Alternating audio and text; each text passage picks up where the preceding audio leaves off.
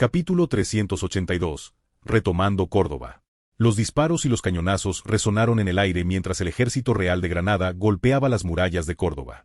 Por primera vez en siglos, los ejércitos moros de Iberia habían iniciado un intento de recuperar la joya de la corona de Al-Ándalus. El sultán Hassan al-Fadl, el general Ziyad-din Yais del ejército real de Granada y el general Arnulf von Tiersee del ejército real de Austria estaban parados en la retaguardia del ejército. En un intento desesperado por desviar la atención de los ejércitos de la Unión Ibérica de la Patria, Hassan había decidido poner sitio a la ciudad de Córdoba.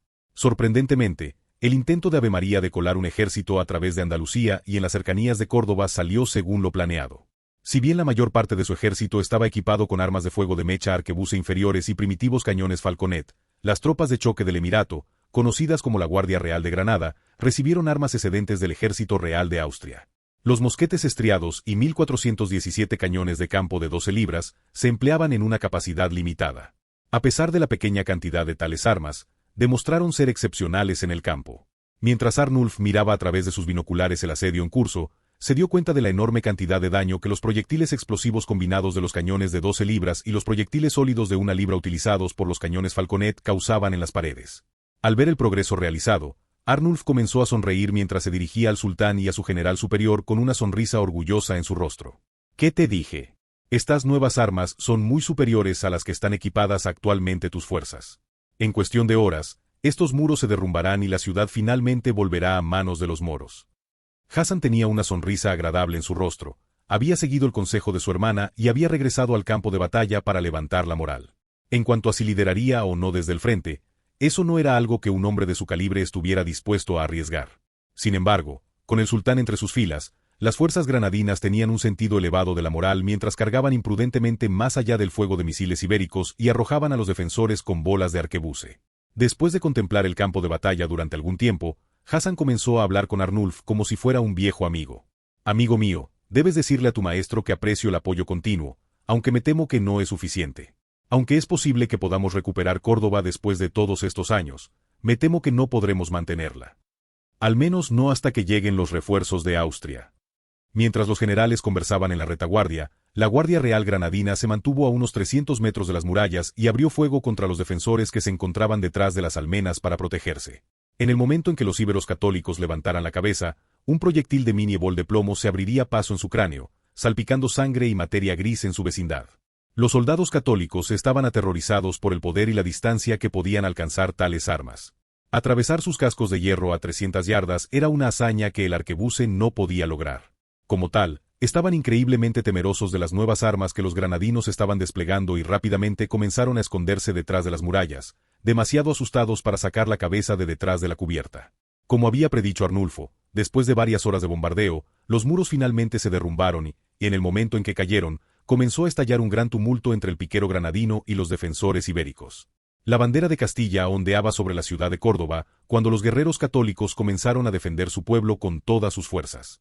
Aunque la pica no era el arma más eficaz para los asedios, su longitud podía atravesar rápidamente la brecha y causar daños a los defensores de la ciudad a una distancia relativamente segura. Sin embargo, sin duda, la Guardia Real Granadina lideraría la carga con sus mosquetes y bayonetas estriadas de chispa cuando se tratara de una guerra urbana.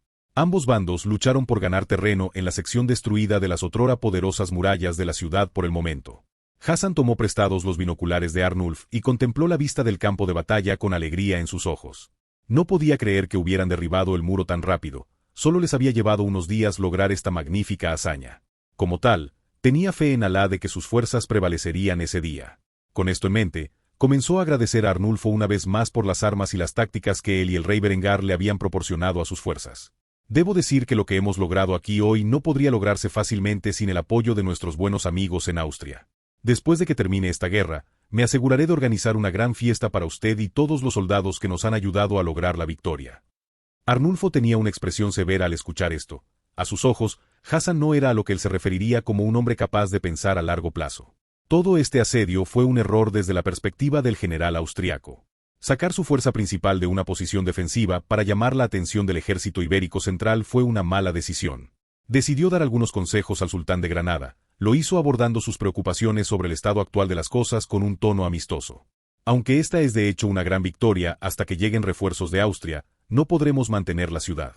Hemos estado defendiendo nuestras fronteras durante algún tiempo, pero el número de nuestros enemigos crece cada día mientras nuestras fuerzas disminuyen. Si nos quedamos aquí, seremos cortados de suministros y refuerzos, obligados a defender la ciudad hasta nuestro último aliento. Sugiero que después de tomar el pueblo y aniquilar al enemigo, abandonemos Córdoba y empecemos una campaña de guerrilla hasta que llegue la fuerza expedicionaria austriaca. El general Ziadin Yais asintió con la cabeza de acuerdo con las palabras de Arnulf y rápidamente habló en su defensa. Estoy de acuerdo con el general Arnulf. Simplemente no podemos defender nuestras fronteras ya que nuestros enemigos continúan superándonos en número. Tampoco podemos mantener la ciudad de Córdoba. Debemos masacrar a las fuerzas enemigas aquí y hacer una rápida retirada. Tomaré la mayor parte del ejército y mantendré la línea dentro de nuestras fronteras. Arnulfo debe seguir su plan y liderar a la Guardia Real de Granada en una campaña de guerrillas para frenar el avance del enemigo. Después de todo, la Guardia Real está bien entrenada para montar y está equipada con las mejores armas. Tendría más sentido usarlos para esta operación. Después de escuchar a su general aprobar el plan de Arnulf, Hassan sonrió y asintió con la cabeza. Si esta fuera una propuesta en la que ambos hombres estuvieran de acuerdo, entonces prestaría atención a su consejo. Como tal, abrazó a ambos hombres por los hombros y dio su consentimiento para llevar a cabo tal operación. Muy bien, dejaré esta guerra en tus capaces manos. Cuando termine esta batalla, regresaré a Granada. Espero ver los resultados de tu campaña. Al decir el sultán estas palabras, los estandartes de Granada se izaron sobre las murallas de la ciudad y los espeluznantes gritos de batalla cesaron. En su lugar, fuertes vítores resonaron en la distancia, señalando la victoria mora. Por primera vez en siglos, Córdoba, la joya de Al-Ándalus, fue devuelta a manos de sus amos moros. Aunque la celebración sería breve, cuando Hassan y los otros oficiales de su agregado descendieron a la ciudad y fueron testigos del derramamiento de sangre que había ocurrido, los cadáveres de ambos bandos sembraron las calles de la ciudad. La sangre formó un pequeño río a medida que fluía por toda la ciudad. Eventualmente, Hassan tomó una posición ventajosa dentro de la ciudad y comenzó a hablar con sus tropas sobre su victoria, y los planes se establecieron solo unos momentos antes. Hombres, hoy es un gran día para el Emirato de Granada. Hemos retomado la joya de nuestro pueblo. Sin embargo, no tenemos los medios para retenerla, así que debemos abandonarla. Enterraremos a nuestros muertos y volveremos a nuestras fronteras para defender el corazón de Granada contra aquellos que buscan destruirnos.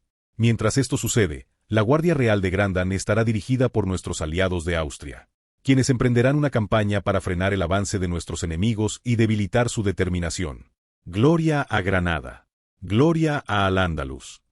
Cuando Hassan dijo estas palabras, la multitud de soldados endurecidos por la batalla vestidos con armaduras con patrón de espejo comenzó a cantar sus últimas palabras. Al hacerlo, asegurando su victoria. Después de terminar su reunión, los soldados granadinos ejecutaron a todos los soldados ibéricos que se habían rendido antes de enterrar a sus propios guerreros caídos. Después de que se completaron estas acciones, saquearon la ciudad en busca de suministros y se dirigieron en la dirección opuesta de regreso a su tierra natal. Después de llegar a la mitad del camino, la Guardia Real de Granada siguió a Arnulfo y su agregado por un camino separado. De ahora en adelante, hasta el momento en que pudiera llegar la fuerza expedicionaria austríaca, él y su pequeño ejército de soldados de élite acosarían a la Unión Ibérica peor que una colonia de pulgas viviendo a lomos de un perro. Capítulo 383. La boda real bizantina. Mientras la guerra por Granada entraba en una nueva etapa, Berengar y su hueste se encontraban dentro de Constantinopla. Finalmente, había llegado el día de su boda con la princesa Honoria. Como tal, Berengar se sentó a caballo en el patio del Palacio Imperial, donde él y Honoria cabalgaban por las calles con un convoy hasta llegar a Hagia Sofia. Una ceremonia de boda medieval era diferente a las modernas que Berengar había implementado dentro de su reino. Como tal, esperó pacientemente hasta que llegó Honoria. Después de unos minutos, la princesa descendió de la escalera con sus damas de honor y su familia a cuestas. Estaba vestida con un elaborado vestido de seda de color púrpura de Tiro con adornos dorados. Las joyas que adornaban su vestido eran piedras preciosas de color verde menta, que combinaban perfectamente con sus ojos. Para esta ocasión especial, Honoria se había lavado el tinte de su cabello y actualmente volvía a su estado moreno natural. Aunque Berengar generalmente prefería las rubias y las pelirrojas a las morenas, hizo una excepción con Honoria, ya que se veía divina en su estado natural. Como tal, se sentó a caballo con una mirada orgullosa donde inmediatamente comenzó a felicitar a su novia mientras contemplaba su figura excepcional. Honoria, querida, tu belleza solo se compara con la de la antigua diosa Venus. En respuesta a esto, Honoria comenzó a sonrojarse mientras trataba de ocultar su sonrisa emocionada, a pesar de halagarla de una manera que solo lo haría un pagano. Le alegró saber que su novio se sintió atraído por su apariencia.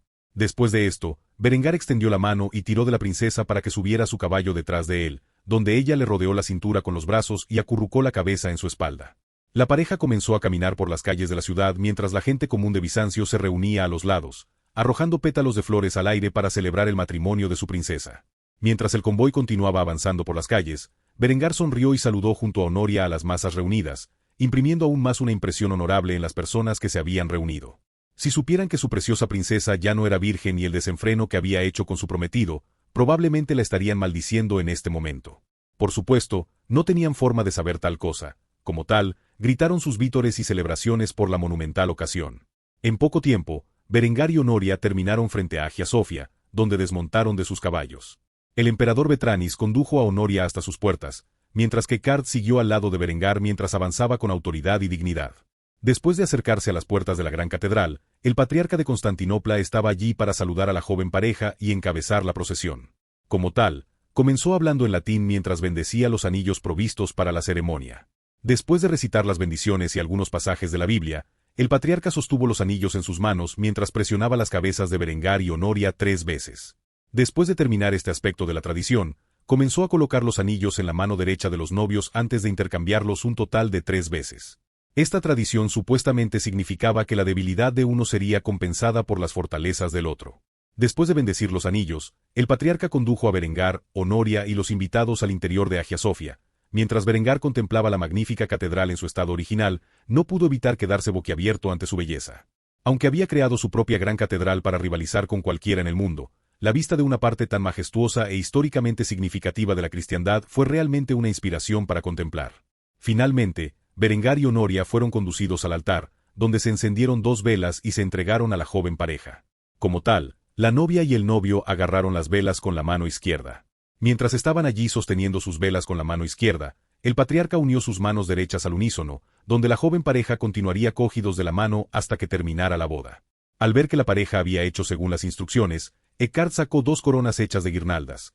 Estas coronas estaban unidas por una cinta blanca, donde el patriarca mismo las colocó sobre las cabezas de Berengar y Honoria. Después de hacer esto, comenzó a intercambiar las coronas 3 veces, al igual que había hecho con los anillos unos momentos antes. Habiendo hecho esto, el patriarca comenzó a citar las escrituras una vez más, aunque Berengar no prestó atención a nada de eso. En cambio, miró con cariño a su hermosa novia con una sonrisa en los labios mientras continuaba la ceremonia. Eventualmente, después de terminar su extenso sermón, el sacerdote trajo una sola copa llena de jugo de uva. Debido a que el patriarca se dio cuenta de la condición de Honoria, en secreto intercambió el vino tradicional con una bebida sin alcohol. Luego procedió a dárselo primero a Berengar e inmediatamente después a Honoria, donde cada uno tomó 3 sorbos del cáliz. Después de beber de la copa, el patriarca condujo a Berengar y Honoria 3 veces alrededor del altar sobre el que descansaban una Biblia y una cruz. Después de completar esto, el patriarca primero se dirigió a Berengar con una bendición de despedida. Sé engrandecido, oh esposo, como Abraham, y bendito como Isaac, y multiplícate como Jacob. Anda en paz y obra en justicia, como los mandamientos de Dios. Berengar asintió cuando giró esto, y después de hacerlo, el patriarca dirigió su atención a Honoria, donde pronunció una bendición diferente. Y tú, oh esposa, siéntete magnificada como Sara, alégrate como Rebeca y multiplícate como Raquel, regocijándote en tu propio marido, cumpliendo las condiciones de la ley, porque así agrada a Dios. Después de decir todo esto, una sonrisa estalló en el rostro del patriarca donde dijo las antiguas palabras griegas. Nasi sete. Al decir esto, la ceremonia había terminado y Berengar se había casado oficialmente con su tercera novia, la bella princesa del Imperio Bizantino. Una vez completada esta parte de la boda, Berengar y Honoria se dirigieron a los saludos de cada invitado antes de regresar al palacio, donde se celebraría la recepción. Habiendo regresado al Palacio Imperial Bizantino, Berengar y Honoria se sentaron en la mesa donde se llevó a cabo la fiesta. Mientras disfrutaba de su tiempo con Honoria, miró hacia sus otras 2 esposas, que tenían expresiones menos que emocionadas. Adela estaba haciendo pucheros y Linde miraba fijamente a Honoria. No podía entender la forma en que pensaban estas mujeres. Luchaban durante el día como si fueran rivales mortales, pero por la noche se juntaban tan rápido para complacerlo. Una cosa era segura en la mente de Berengar: sin importar cuán disgustados estuvieran con la boda, ninguno de los 2 se portaría mal. Había 2 razones para esta conclusión. La primera es que Honoria les mostró el mismo grado de respeto en sus bodas. La segunda era que Berengar los disciplinaría severamente si empezaban a montar una escena. Como tal, la velada transcurrió relativamente sin incidentes en forma de drama innecesario. Berengar bebió de su copa de vino mientras miraba a su nuevo suegro. Tenía muchas cosas que discutir con el emperador bizantino sobre el futuro de sus 2 reinos. Como tal, Puso una expresión alegre cuando se dirigió a Betranis. Emperador Betranis, me gustaría hablar con usted. Al escuchar esto, Betranis, que ya llevaba 2 botellas y media de vino, sacudió la cabeza con una sonrisa en el rostro mientras intentaba corregir a Berengar. Por favor, ahora que te has casado con mi hija, eres mi hijo por ley, llámame padre. Berengar miró a su propio padre, que estaba presente en la ceremonia, para ver si eso era ni remotamente aceptable. Por extraño que parezca, Siegard tenía una enorme sonrisa en su rostro. Nunca en su vida creyó que su hijo primogénito lograría tanto y al final, se casaría con la princesa del mayor poder del Mediterráneo. Mientras Siegard estaba feliz, Gisela miraba a Berengar con la misma mirada que le había dado cuando se casó con Linde. Aunque llevaba una bonita sonrisa, no había nada más que malicia contenida detrás de ella. No podía creer que su hijo fuera un playboy tan hedonista. Berengar ignoró la mirada cruel de su madre, y en cambio, se concentró en la expresión de su padre. Al ver que su padre estaba de acuerdo con la sugerencia del emperador Betranis, Berengar suspiró antes de dirigirse a su suegro de esa manera. Padre, iba a discutir algo importante con usted, pero parece que ha bebido demasiado. Podemos continuar esta conversación mañana. Estoy seguro de que le interesará mi propuesta. Betranis se limitó a asentir con la cabeza en silencio mientras escuchaba las palabras de Berengar. De hecho, estaba demasiado intoxicado como para poder tener una conversación sobre algo tan esencial como la reforma agrícola. Como tal, Berengar volvió su atención a Honoria, que tenía la sonrisa más bonita en sus labios inmaculados. Finalmente era su turno de casarse con Berengar, y disfrutó cada segundo. Después de un rato, terminó la ceremonia y Berengar regresó a los dormitorios de Honoria junto a su esposa, donde procedieron a consumar su matrimonio. Berengar y Honoria pasaron gran parte de la noche haciendo el amor. No fue hasta bien pasada la medianoche que la pareja se desmayó por el agotamiento. Capítulo 384. Un desayuno bizantino. El día después de la boda de Berengar con Honoria, se despertó junto a la joven princesa bizantina con una sonrisa. Honoria aún estaba dormida y Berengar decidió jugarle una pequeña broma. Inmediatamente comenzó a acurrucarse con la chica mientras tocaba sus grandes pechos mientras besaba su cuello. Finalmente, se despertó de su sueño y miró a su esposo. Le quitaron el parche del ojo, revelando el ojo azul zafiro con muchas cicatrices que generalmente se oculta debajo de él. Al ver la herida que había recibido en la batalla, acarició cuidadosamente su hermoso rostro mientras lo besaba apasionadamente. Con esto en mente, Berengar comenzó a insertar su miembro dentro de su apretado y resbaladizo agujero, lo que instantáneamente hizo que la princesa gimiera de placer. Eventualmente, Berengar aceleró sus movimientos, empujó la cara de Honoria contra la almohada mientras la destrozaba por detrás. Para Berengar, aquí fue donde comenzó la diversión.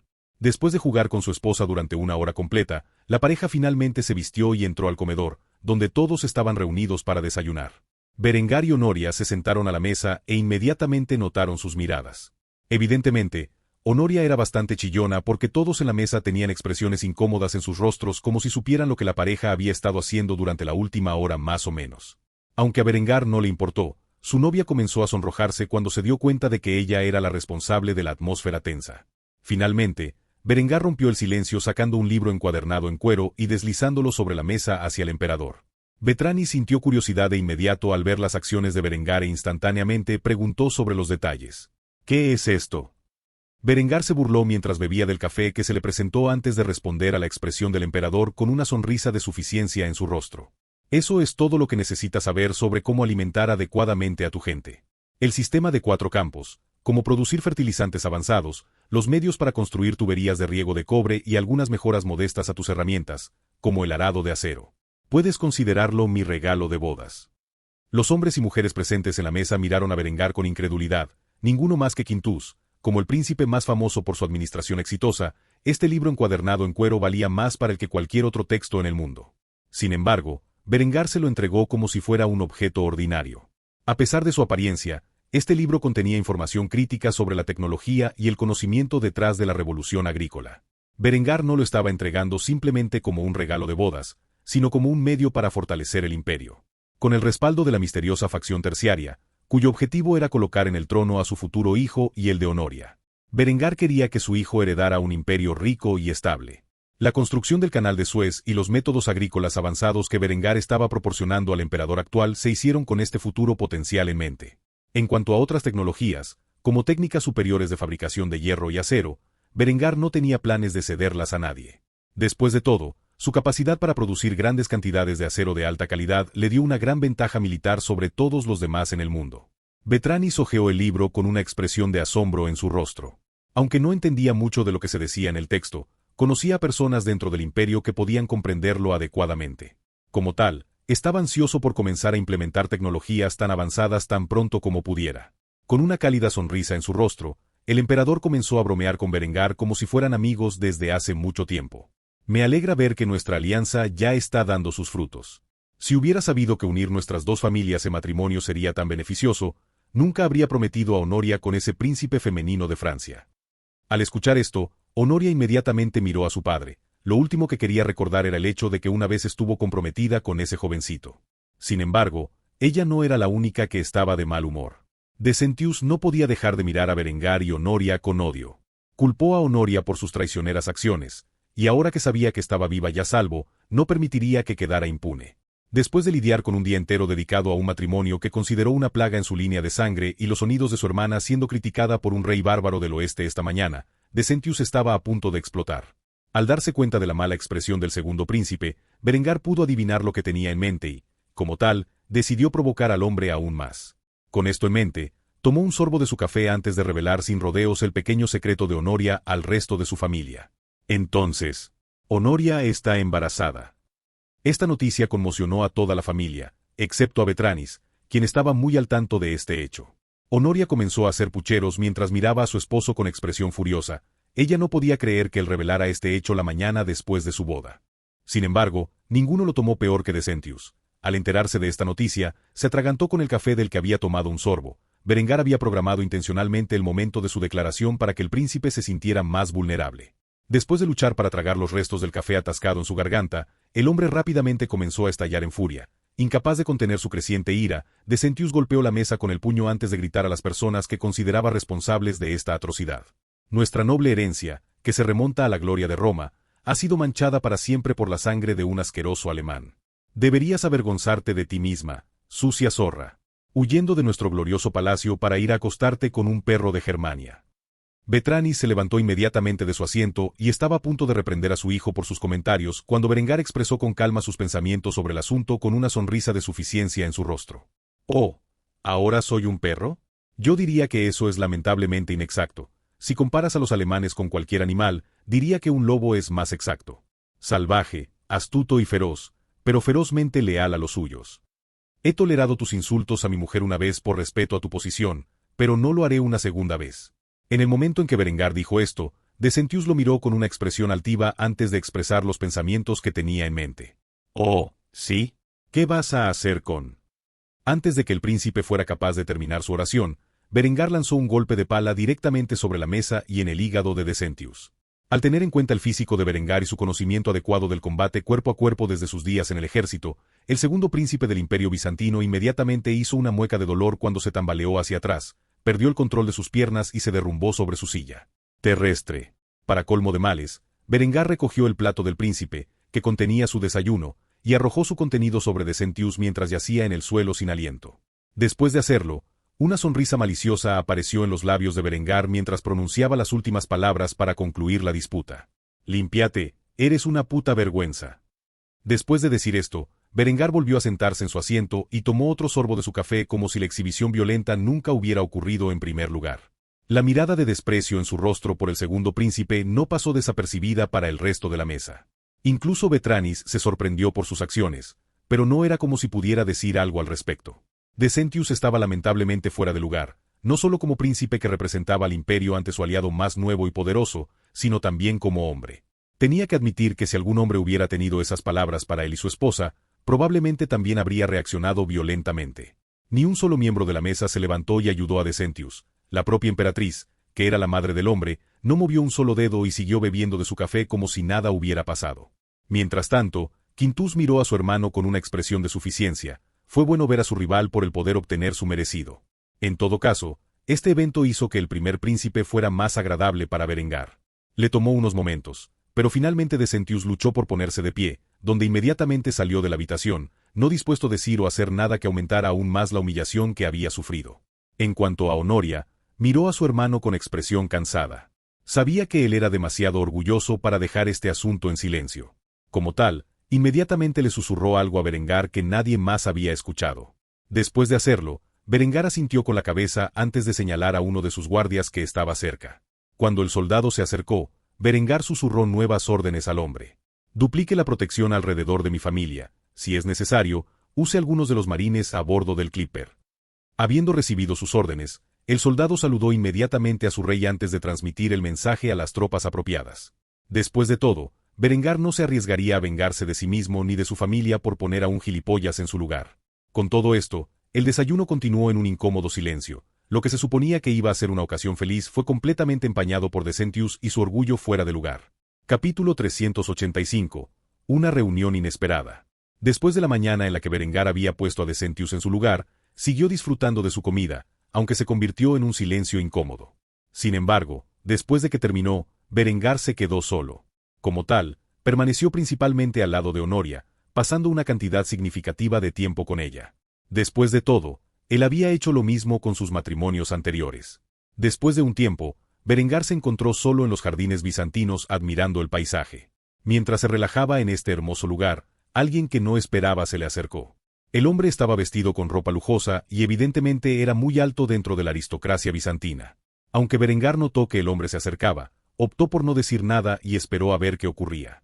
Mientras Berengar estaba de pie tranquilamente frente a la fuente, el hombre se detuvo 30 pasos detrás de él e inmediatamente comenzó a hablar de una manera tranquila y amistosa.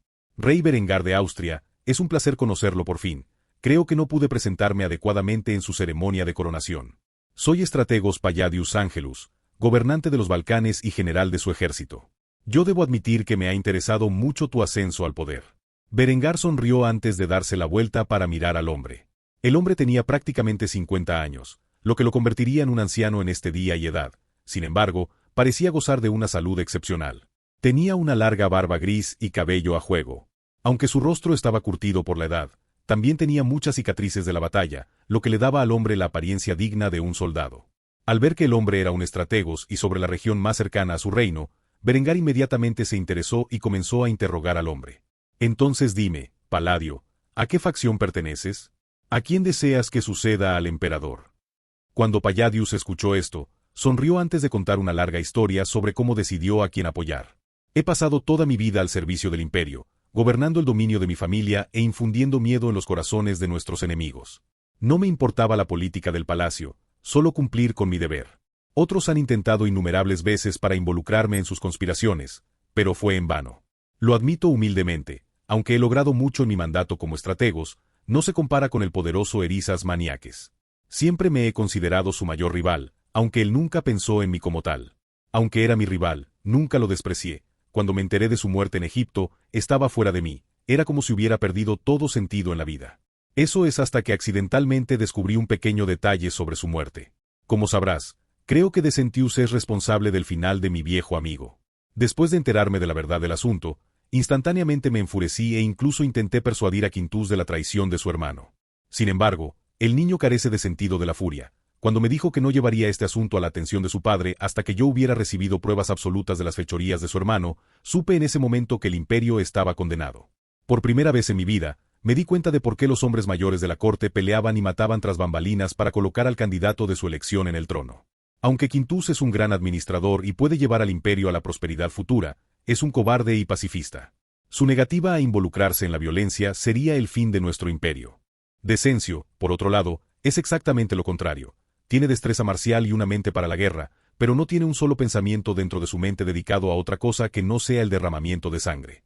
Su solución a todos los problemas es luchar contra alguien más.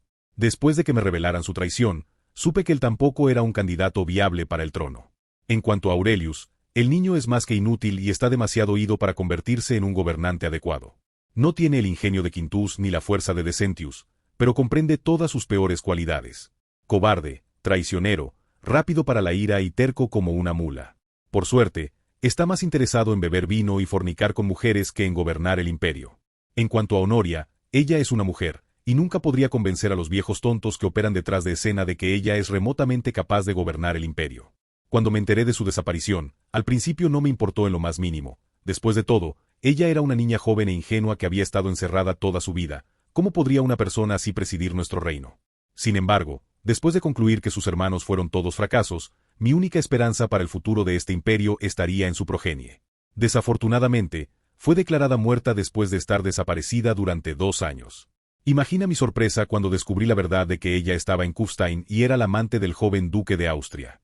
Un hombre nacido en una línea de humildes varones había ascendido desde su posición menor a través de la astucia y la destreza militar para convertirse en duque. Un hombre que no tenía miedo de luchar en la primera línea de la guerra y estaba ganando una guerra por la independencia contra la segunda potencia más poderosa de Occidente, el Sacro Imperio Romano Germánico. Empecé a pensar que tal vez, solo tal vez, el hijo entre este rey de Austria y la única princesa de Bizancio podría ser digno de gobernar nuestro imperio. Después de todo, si tu futuro hijo tiene la mitad de talento que tú, ya es muy superior a cualquier otro posible heredero al trono. Con esto en mente, me puse a trabajar en silencio en la construcción de una nueva facción. Hice uso de los muchos contactos que había hecho a lo largo de los años y adquirí al hombre del imperio más cercano a ti, además del propio Erizas. Fue relativamente fácil, solo tenía que informarle de la verdadera razón de la muerte de su amo. Después de eso, estaba más que ansioso por acercarse a su jefe de espías y convencerla de que ayudara a nuestra causa. Preguntaste a qué facción pertenezco. La respuesta es simple: soy el autor intelectual detrás de la sección misteriosa que te apoya. Así que dime, Rey Berengar von Kufstein, después de pasar tiempo con la familia imperial, ¿cuáles son tus opiniones sobre los 3 príncipes?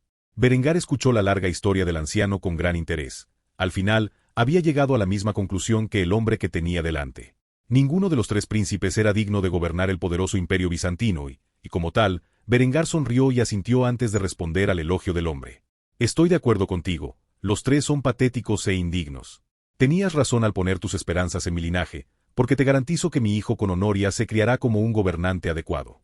Para cuando el emperador grazne, mi hijo será el mejor candidato de la dinastía Palaiologos para gobernar tu imperio. Paladio sonrió al escuchar esta respuesta. Después de hacerlo, hizo la segunda pregunta en su mente, una que creía que era necesaria. Permíteme hacer la pregunta si no te importa. ¿Has pensado en un nombre para este niño? Berengar sonrió con una expresión de suficiencia mientras miraba al anciano estrategos que estaba de pie ante él. Con confianza, declaró audazmente el nombre que había ideado hacía mucho tiempo para su hijo primogénito con Honoria. Solo hay un hombre en la historia grecorromana, digno de llevar el nombre de mi hijo.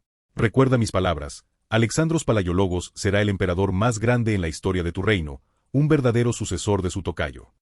Al escuchar esto, Palladius sonrió y asintió con la cabeza antes de revelar sus pensamientos sobre la elección del nombre para un niño que ni siquiera había nacido.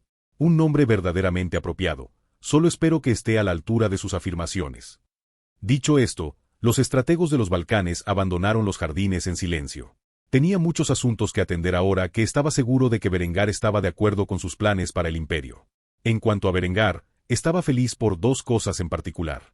En primer lugar, las personas que lo respaldaban y sus planes para colocar a su futuro hijo en el trono bizantino no eran figuras menores. En cuanto a la segunda razón, estaba bastante complacido de saber que el hombre a cargo del ejército de los Balcanes, que sería el primero en acudir en su ayuda en la próxima cruzada, era alguien a quien se podía considerar un aliado. Como tal, Berengar comenzó a cantar en latín la letra de una famosa canción grunge de su vida pasada mientras caminaba solo por los jardines. Ya era hora de que regresara a los brazos amorosos de su nueva esposa. Capítulo 386. Preparándose para la guerra contra la coalición del Este. Los días iban y venían mientras Berengar disfrutaba de su semana en la ciudad de Constantinopla. Había pasado la mayor parte de este tiempo en los brazos amorosos de su nueva esposa, donde la pareja de recién casados compartió prácticamente todo su tiempo juntos. Después del conflicto con Decencio en esa fatídica mañana, el orgulloso príncipe no se había movido ni con Berengar ni con nadie que hubiera viajado con él. En cambio, mantuvo en gran medida su distancia del anfitrión austriaco en su conjunto. Berengar había comenzado a sospechar de sus acciones, pero optó por no hacer ningún movimiento él mismo. Decidió que más tarde enviaría agentes de campo para vigilar a Decentius e investigar la facción que lo apoyaba para la sucesión del trono bizantino. Finalmente, llegó el día en que Berengar partió y regresó a Kufstein con su familia a cuestas. El viaje de regreso fue mucho menos accidentado que el viaje a Constantinopla. Como tal, Berengar y su familia llegaron a la capital de su reino sin incidentes. Por extraño que parezca, a Berengar no se le dio ningún tiempo de indulto, ya que en el momento en que entró por la puerta de su estudio, había una enorme pila de papeleo sobre su escritorio. Encima de este montón de documentos había una carta con el sello del gran maestre de la Orden Teutónica. Mientras Berengar leía el contenido del texto, una sonrisa maliciosa se curvó en sus labios. No había sospechado que la Orden Teutónica viniera arrastrándose hacia él suplicando su protección. Estaba muy interesado en la perspectiva, pero, por supuesto, desconfiaba. Después de todo, pronto enviaría la primera división de su ejército a Granada. Como tal, Incurriría en un gran gasto crear un conflicto con la coalición masiva que estaba a las puertas de lo que quedaba del Estado teutónico. Con esto en mente, inmediatamente le pidió a un sirviente cercano que le trajera a su mariscal de campo. Eckhard había regresado recientemente del frente de Bohemia e incluso fue el padrino de su boda con Honoria. Como tal, Berengar sabía que estaba a una distancia razonable. Después de esperar aproximadamente una hora, el veterano mariscal de campo de Austria se presentó ante su rey. Ambos hombres estaban vestidos de servicio completo cuando comenzaron a hablar en el estudio personal del rey de Austria. Berengar le entregó la carta a Eckhard y le dio tiempo para leer su contenido. La expresión de Eckhard cambió de severa a grave después de leer el texto. Después de hacerlo, se lo devolvió a Berengar con una expresión severa en su rostro. Berengar sonreía de oreja a oreja mientras pedía la opinión de su mariscal de campo. Así que, Eckhard, ¿qué te parece? ¿Podemos anexar el Estado teutónico y protegerlo de sus enemigos del este? Eckhard se sintió exhausto. Sabía exactamente hacia dónde se dirigía esto. Acababa de regresar de una guerra, y ahora su rey estaba a punto de enviarlo para resolver otra. Aunque quiso negar los deseos de Berengar, como hombre leal a su rey, dio su honesta opinión sobre la viabilidad del asunto. ¿Podemos? Sí, aunque requerirá una inversión sustancial. ¿Deberíamos? No creo que valga la pena. Permítame hacerle una pregunta. ¿Cuáles son exactamente sus planes para la Orden Teutónica, Su Majestad? Berengar sonrió al escuchar esta pregunta y señaló una de las estrellas clavadas en su pecho. Es simple. Anexaré el territorio del Estado teutónico y empoderaré a la nobleza local. Reformaré la orden teutónica de una orden militar católica a una orden de caballería prusiana. Eckhard se confundió de inmediato cuando escuchó esto e inmediatamente pidió una aclaración. Prusiano. Berengar asintió en respuesta a esto antes de responder a la pregunta del mariscal de campo.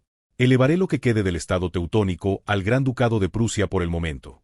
Después de que hayamos unido a Alemania bajo mi gobierno, lo combinaré con Brandeburgo y elevaré su estatus al de un reino. Después de escuchar esto, Eckhard suspiró profundamente. De hecho, las ambiciones de Berengar no tenían fin, por lo que el rey había declarado, se hizo evidente que quería crear una monarquía federal donde Austria y, por extensión, su dinastía gobernaran sobre todos los demás estados alemanes como emperadores. Como tal, Eckhard inmediatamente cedió y preguntó por el plan de Berengar. Entonces, ¿qué tenía exactamente en mente para esta anexión? Enek parece haber dejado los términos deliberadamente vagos. Está claro que tiene la intención de negociar para obtener tantos beneficios como sea posible. Berengar inmediatamente se alejó de Eckhard al escuchar esto y se paró frente a la ventana contemplando el hermoso paisaje tirolés mientras permanecía tranquilo. Después de un rato, comenzó a hablar de su trama. No tengo la intención de negociar con la Orden Teutónica, han expresado interés en la anexión, por lo que haré marchar a la segunda división a sus tierras, donde personalmente aceptaré su servidumbre. Dime, Eckhard, ¿cuál es el progreso en el ejército real de Bohemia? Eckhard suspiró profundamente una vez más antes de expresar sus pensamientos sobre el asunto. No han estado entrenando por mucho tiempo. Aún pasarán unos meses antes de que el primer grupo de reclutas esté listo para el combate. ¿Por qué? ¿Qué tienes en mente para ellos? Los labios de Berengar se curvaron en una sonrisa maliciosa mientras revelaba su intención con las fuerzas Bohemain bajo su mando. Es simple, si la coalición no detiene su avance, entonces aplastaremos su ejército con nuestras fuerzas. Si cede, entonces usaremos la fuerza combinada de la Segunda División y el Ejército Real de Bohemia para recuperar el territorio de habla alemana. Regiones actualmente ocupadas por la coalición del Este. No descansaré hasta que hayamos retomado Königsburg. Eckhard entendió de inmediato la intención de Berengar. Utilizaría a los nuevos reclutas bohemios como carne de cañón, mientras que los austriacos más veteranos y de élite actuarían como tropas de choque en este conflicto. Al ver el nivel de comprensión en los ojos de Eckhard, Berengar inmediatamente hizo la pregunta que tenía en mente. Dime, Eckhard, ¿se distribuyeron correctamente los nuevos uniformes de campo? El negro y el dorado pueden ser excelentes uniformes de gala, pero son menos que ideales para el combate. Es demasiado llamativo. Eckhard asintió con la cabeza en silencio. Los uniformes de campo habían sido preparados y distribuidos a todos los soldados dentro de las filas del Ejército Real de Austria.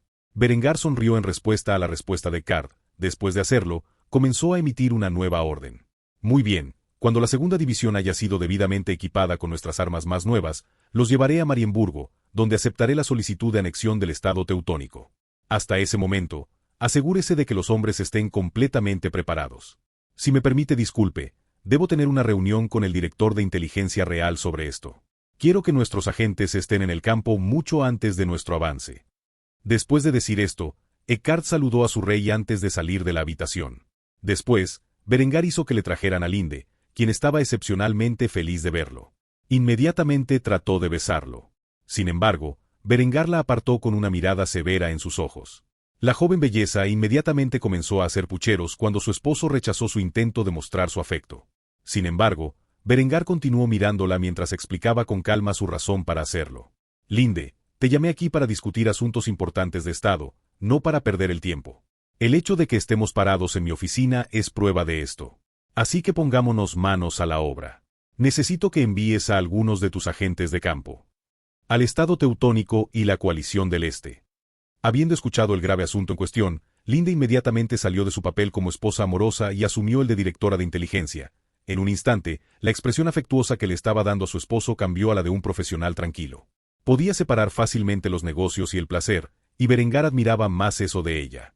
Como tal, su tono cambió a severidad cuando inmediatamente pidió aclaraciones sobre los detalles. «Vamos a ir a la guerra otra vez». Berengar asintió en silencio con una expresión estoica. En el momento en que lo hizo, Linde supo que las cosas iban a ponerse serias. Como tal, rápidamente pidió más instrucciones. «¿Qué necesitas que hagan mis agentes exactamente?». Habiendo escuchado esto, Berengar se inclinó más cerca y comenzó a susurrar su trama en los tiernos oídos de su esposa. «Por ahora, quiero que sus agentes reúnan inteligencia, asesinen objetivos prioritarios y saboteen los esfuerzos de la Coalición del Este para conquistar lo que queda del Estado teutónico. En pocas palabras, necesito que me ganen tiempo de la manera que consideren apropiada. Pasarán algunos meses antes de que pueda desplegar la segunda división hacia el este, y en ese tiempo, no quiero que caiga el Estado teutón. Después de que mis fuerzas hayan llegado y se hayan anexado el Estado teutónico, me temo que la coalición puede dudar un poco en pisarnos la cola. Como tal, necesitaré a sus agentes para provocar un conflicto con ellos de una manera que los haga parecer los agresores. Una vez que estemos en guerra abierta con la coalición, haré el resto». Después de escuchar sus órdenes, Linde asintió con la cabeza y saludó a Berengar como si fuera uno de sus soldados. Luego declaró audazmente su aceptación de las tareas que le habían sido legadas. «Se hará, Majestad». Después de decir esto, Linde no perdió el tiempo. Inmediatamente partió de la oficina de Berengar y entró en el cuartel general de la Inteligencia Real de Austria, donde transmitió sus órdenes. Berengar ahora tenía 2 guerras que pelearía en un futuro cercano. Como tal, sonrió mientras se servía una copa de vino dentro de su skal chalice. Después de tomar un pequeño sorbo de la bebida, exhaló profundamente antes de comentar para sí mismo sobre la situación. «Parece que el rifle de aguja verá otro conflicto. Bien, no me gustaría que lo reemplacen sin cumplir su propósito». Capítulo 387. Deteniendo el avance ibérico. Arnulfo miró a lo lejos. Lo que vio fue el brillo de la armadura de hierro de un ejército. Aproximadamente a 300 yardas de distancia, en los campos de Andalucía marcharon más de 10.000 católicos ibéricos. Sin embargo, desconocían terriblemente que dentro del campo de tiro se encontraban 250 miembros de la Guardia Real Granadina. ¿Por qué no lo sabían?, te preguntarás. La razón era bastante simple. Arnulfo había dado instrucciones a los hombres bajo su mando para que pintaran sus armaduras y ropas con barro. Mientras que la Guardia Real Granadina iba equipada con una armadura de espejo que protegía sus órganos vitales, debajo de ella se encontraba una serie de túnicas verdes que representaban los colores de Al-Ándalus. Las túnicas y armaduras que llevaba ahora estaban manchadas con los tonos terrosos del barro, creando un camuflaje bastante decente. Esta no era la primera unidad enemiga a la que habían emboscado desde que comenzó su guerra de guerrillas, pero definitivamente era la más grande. Debido al abrumador número de la Unión Ibérica, se habían dividido en ejércitos más pequeños, asediando pueblos, ciudades y castillos en una rápida conquista de la tierra. Arnulf había decidido combatir esta amenaza dividiendo su propia fuerza pequeña y de élite en múltiples células, cuyos objetivos eran causar sabotaje a los ejércitos ibéricos y asesinar a sus líderes. El conflicto abierto estaba estrictamente prohibido. Estas células actuaban como infantería montada que formaba una red alrededor del norte de Granada. Si una celda estaba en peligro, otra cercana podría apoyarla rápidamente mediante el uso de señales de humo. El plan actual en el que se estaba involucrando Arnulfo era simple: esperar hasta que el anfitrión granadino estuviera en el campo de tiro y apuntar al liderazgo. Curiosamente, finalmente habían atrapado un gran pez. El ejército frente a ellos parecía pertenecer nada menos que al duque Lorenzo de Benavente, el mismo hombre que había trabajado junto a la Orden de Calatrava para derrotar al ejército real de Granada en batalla hacía bastante tiempo. Si no fuera por sus esfuerzos, la probabilidad de que la Unión Ibérica adquiriera arcabuces y falconetes sería bastante baja. Por todas las vidas perdidas en la batalla de las llanuras de Andalucía, ahora era el momento de Arnulfo para vengarse. Como tal, ordenó a sus hombres que prepararan sus armas. Carguen sus armas si aún no lo están, y prepárense para disparar a mi marca. ¿Ven a ese bastardo con el escudo de armas de Benavente? Supongo que ese es el duque, así que apunten a él y a los oficiales cercanos. Como tal, los hombres amartillaron sus mosquetes estriados y apuntaron hacia abajo a los objetivos que se encontraban frente a ellos. Los íberos estaban ahora a unos 200 metros de la fuerza oculta de las guerrillas granadinas, y fue en este momento cuando Arnulfo dio su mando. ¡Abran fuego! Dicho esto, sus soldados apretaron el gatillo y, con él, el eco de los disparos resonó en el aire cuando los proyectiles de Miniebol fueron lanzados hacia abajo y hacia los cuerpos del enemigo. La sangre salpicó instantáneamente las llanuras, y los soldados íberos inmediatamente comenzaron a reaccionar ante la emboscada. Aunque no todos los proyectiles dieron en el blanco, fue suficiente para eliminar a varios oficiales y, lo más importante, al hombre vestido con los colores de la casa de Benavente. Tenía múltiples heridas de bala en el torso, la probabilidad de sobrevivir era prácticamente inexistente. Después de disparar sus primeros tiros, los granadinos huyeron de sus posiciones y desengancharon sus caballos escondidos en una fosa debajo, donde cabalgaron hacia el desierto. Aunque los caballeros ibéricos los persiguieron de inmediato, finalmente fueron dejados atrás por los caballos sin armadura que usaba la Guardia Real de Granada. Mientras Arnulfo y los granadinos escapaban, un hombre de armas vestido con armadura de placas sin sobreveste se acercó rápidamente al hombre que se suponía era el duque Lorenzo de Benavente. El hombre de armas desabrochó rápidamente el bacinet del hombre que se estaba desangrando para revelar el rostro oculto detrás del casco. Desgraciadamente para Granada y sus soldados, no era Lorenzo de Benavente, el hombre más odiado por los soldados del ejército granadino. Cuando los hombres de armas vieron esto, rápidamente se quitó el casco para revelar que no era otro que el duque Lorenzo de Benavente en persona. Al hacerlo, tocó su frente con la del moribundo y comenzó a hablarle en un tono reconfortante. «Mi querido amigo, te agradezco tu sacrificio. Te prometo que no permitiré que estos malditos moros se salgan con la suya con lo que han hecho. Los expulsaré a todos de estas tierras, y todo es gracias a ti». Sabiendo que los granadinos estaban atacando a oficiales de alto rango en los ejércitos de la Unión Ibérica con tácticas de golpe y fuga, Lorenzo había predicho con precisión que Arnulfo y sus hombres tarde o temprano intentarían acabar con su vida. Como tal, se había vestido como un hombre de armas ordinario y permitió que otro tomara su lugar como señuelo. Estuvo todo el tiempo atento a una emboscada enemiga, pero nunca esperó que los granadinos se confundieran con el terreno. La sola idea aterrorizó al duque hasta el centro de su ser. Si tenían que estar atentos a posibles asesinos en cada arbusto, árbol y zanja, iba a ser una campaña larga y extenuante. Como tal, el hombre decidió que tendría que idear una serie de tácticas para contrarrestar este nuevo estilo de guerra que los granadinos habían comenzado a participar. Un ejército en marcha no podía mezclarse fácilmente con su entorno. El más mínimo de los movimientos revelaría instantáneamente su posición a un ojo bien entrenado. Mientras el duque Lorenzo comenzaba a pensar en nuevas tácticas para hacer frente a los guerrilleros granadinos, Arnulfo condujo a sus soldados fuera del alcance del enemigo y hacia un pequeño campamento instalado en un valle a una distancia considerable de las celdas más cercanas. No había tiendas de campaña ni ninguna otra huella notable de su presencia. En cambio, los alojamientos se construyeron a partir de la tierra misma, siendo los refugios adosados primitivos la forma estándar de cobertura. Se aseguraron de hacer fogatas en el suelo que ocultaran su presencia para cocinar todo lo que consiguieran cazar por toda la tierra. Después de llegar al campamento y desmontar de sus caballos, Arnulfo reunió a los hombres y dispuso un mapa que tenía muchas marcas, principalmente posiciones enemigas y aliadas, así como áreas de conflicto en curso. Mientras leía el mapa, hizo varias marcas que señalaban el movimiento de los aproximadamente 10.000 hombres con los que se habían encontrado y la ubicación en la que probablemente atacarían. Después de hacerlo, enrolló el mapa, donde luego lo ató a la pierna de uno de los halcones empleados por su unidad como medio de comunicación. Esta inteligencia fue enviada de vuelta al general Siyad Inyais, cuyas fuerzas formaban el principal ejército defensivo dentro de las fronteras del Emirato de Granada. La misión de los hombres bajo el mando de Arnulf no era solo participar en la guerra de guerrillas, sino actuar como reconocimiento, informando de los movimientos y números de las unidades enemigas. Habiendo cumplido con este deber, Arnulfo suspiró profundamente mientras se quitaba el casco y se limpiaba el sudor de la frente. Después de hacerlo, comenzó a expresar sus pensamientos sobre el conflicto en curso a uno de los oficiales austriacos bajo su mando. Me pregunto si la primera división será suficiente para manejar el avance ibérico. Todos los días llegan a Iberia católicos fanáticos para unirse a la reconquista. Su número crece día a día mientras que el nuestro disminuye. Es solo cuestión de tiempo antes de que seamos derrotados. Rezo para que los refuerzos de su majestad lleguen pronto. El oficial austriaco rápidamente agarró el hombro de Arnulf y le aseguró sobre su futura victoria. No te preocupes, sabes tan bien como yo cómo se organiza una sola división. Se establece con la intención de hacer la guerra de forma independiente si es necesario. Llegarán 3 brigadas de infantería, acompañadas de una sola brigada de caballería y una brigada de artillería. Eso es aproximadamente 25.000 hombres. También escuché que estarán equipados con algunas armas nuevas y misteriosas. Supuestamente, algunos de estos nuevos fusiles fueron muy efectivos en la guerra por la independencia.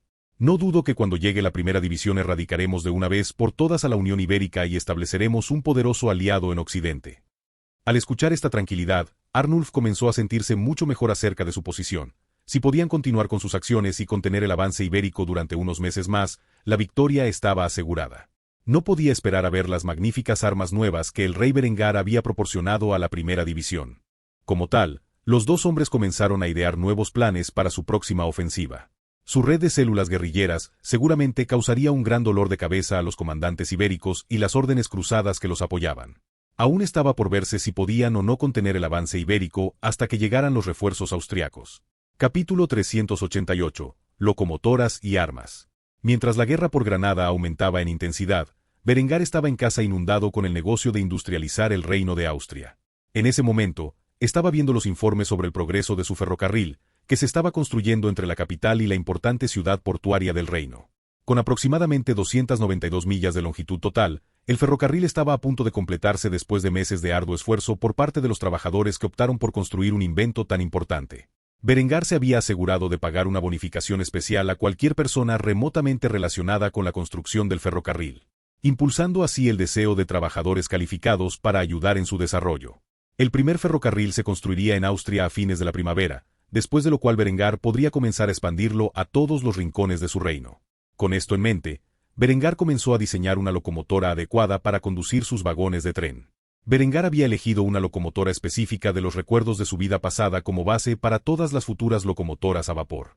Este era el Union Pacific Big Boy, la locomotora a vapor más grande jamás construida en su vida pasada. Esta locomotora era potente, fiable y duradera. Francamente, Berengar pretendía que estos gigantes de la industria transportaran carga y pasajeros a lo largo de los confines de su futuro imperio durante las próximas décadas.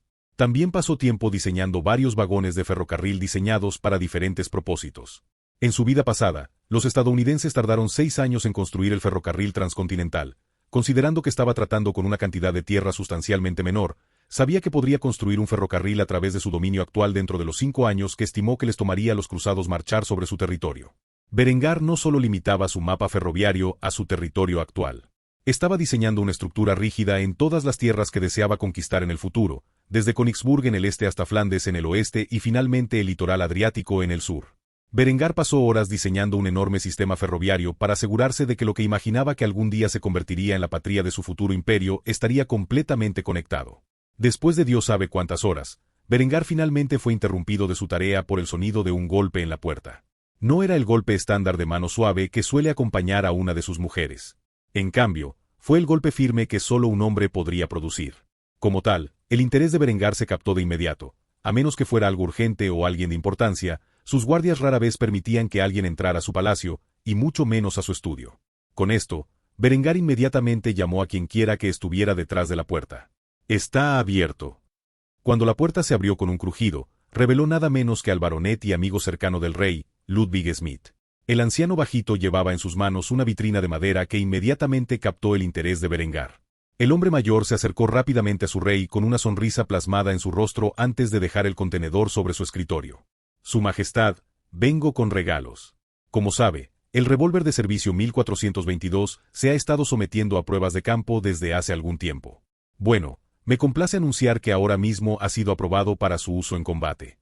Como tal, yo estoy aquí para darle el primer revólver de la línea de producción para que pueda proteger adecuadamente su cuerpo en el campo. Berengar contempló el revólver de servicio dentro del estuche con un destello de alegría en sus ojos de zafiro. No solo era un arma funcional, sino que también era una obra de belleza en su opinión. Esta arma de fuego se basó en el revólver de artillería suizo de 1929 utilizado por el ejército suizo durante la vida anterior de Berengar. Funcionalmente, el diseño era una versión mejorada del revólver Swiss 1882 Ordnance, lo que significaba que era una pistola de doble acción con puerta de carga que utilizaba un sistema Abadie. Al ver esta arma excepcional, Berengar agarró el revólver y lo sostuvo con cuidado en sus manos. En su mano izquierda, sintió que el agarre a cuadros se hinchaba en la palma de sus manos. La empuñadura era sólida y del tamaño suficiente para que incluso un hombre con manos relativamente grandes como él pudiera agarrarla fácilmente. Berengar luego abrió la puerta de carga con su mano derecha, lo que deshabilitó el martillo, lo que le permitió presionar el gatillo, ciclando así el cilindro en un estado seguro. Luego de confirmar que estaba completamente descargado, cerró la puerta de carga, reactivando el martillo. Luego, apuntó con la mira del arma en una dirección segura antes de retirar el percutor con el pulgar izquierdo. Después de hacer esto, apretó ligeramente el gatillo con el dedo índice izquierdo, disparando así el arma en seco. El gatillo de acción simple fue nítido y suave, trayendo una amplia sonrisa a los labios de Berengar. Luego bajó el arma y abrió la compuerta de carga antes de colocarla dentro de su fina funda de cuero negro, que se encontraba junto al arma de fuego. Después de hacer todo esto, volvió a mirar a Ludwig mientras felicitaba al hombre y a sus trabajadores por sus esfuerzos. ¡Maravilloso! Simplemente maravilloso. Amigo, nunca deja de sorprenderme con sus habilidades. Usted y sus trabajadores deben estar orgullosos de sí mismos. Espero con ansias la rapidez con la que pueden equipar a la primera división con armas de mano tan excepcionales. Ludwig sonrió al escuchar al rey elogiar su trabajo. A decir verdad, tuvo algunas dificultades para trabajar con los diseños que había presentado Berengar, pero al final, pudo crear el arma que Berengar había deseado. Como tal, sacudió la cabeza antes de humillarse frente al rey.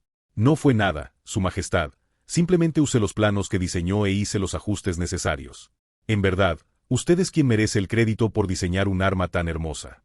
Berengar se rió entre dientes en respuesta a esto antes de colocar su mano sobre el hombro del hombre mayor. Mientras lo hacía, miró otra emocionante pieza presentada dentro del estuche.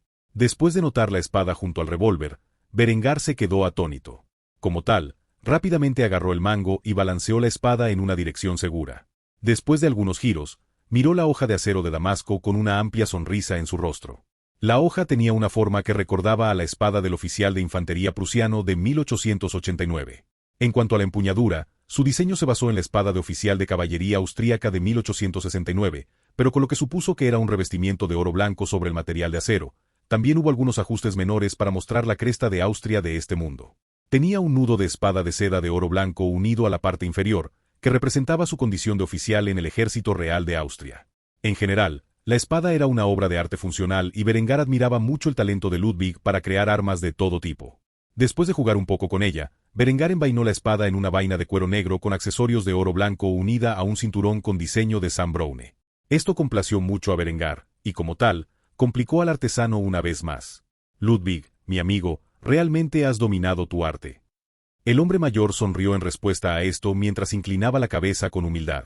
Como había dicho antes, si no fuera porque Berengar proporcionó los diseños, le habría llevado mucho tiempo desarrollar tales armas.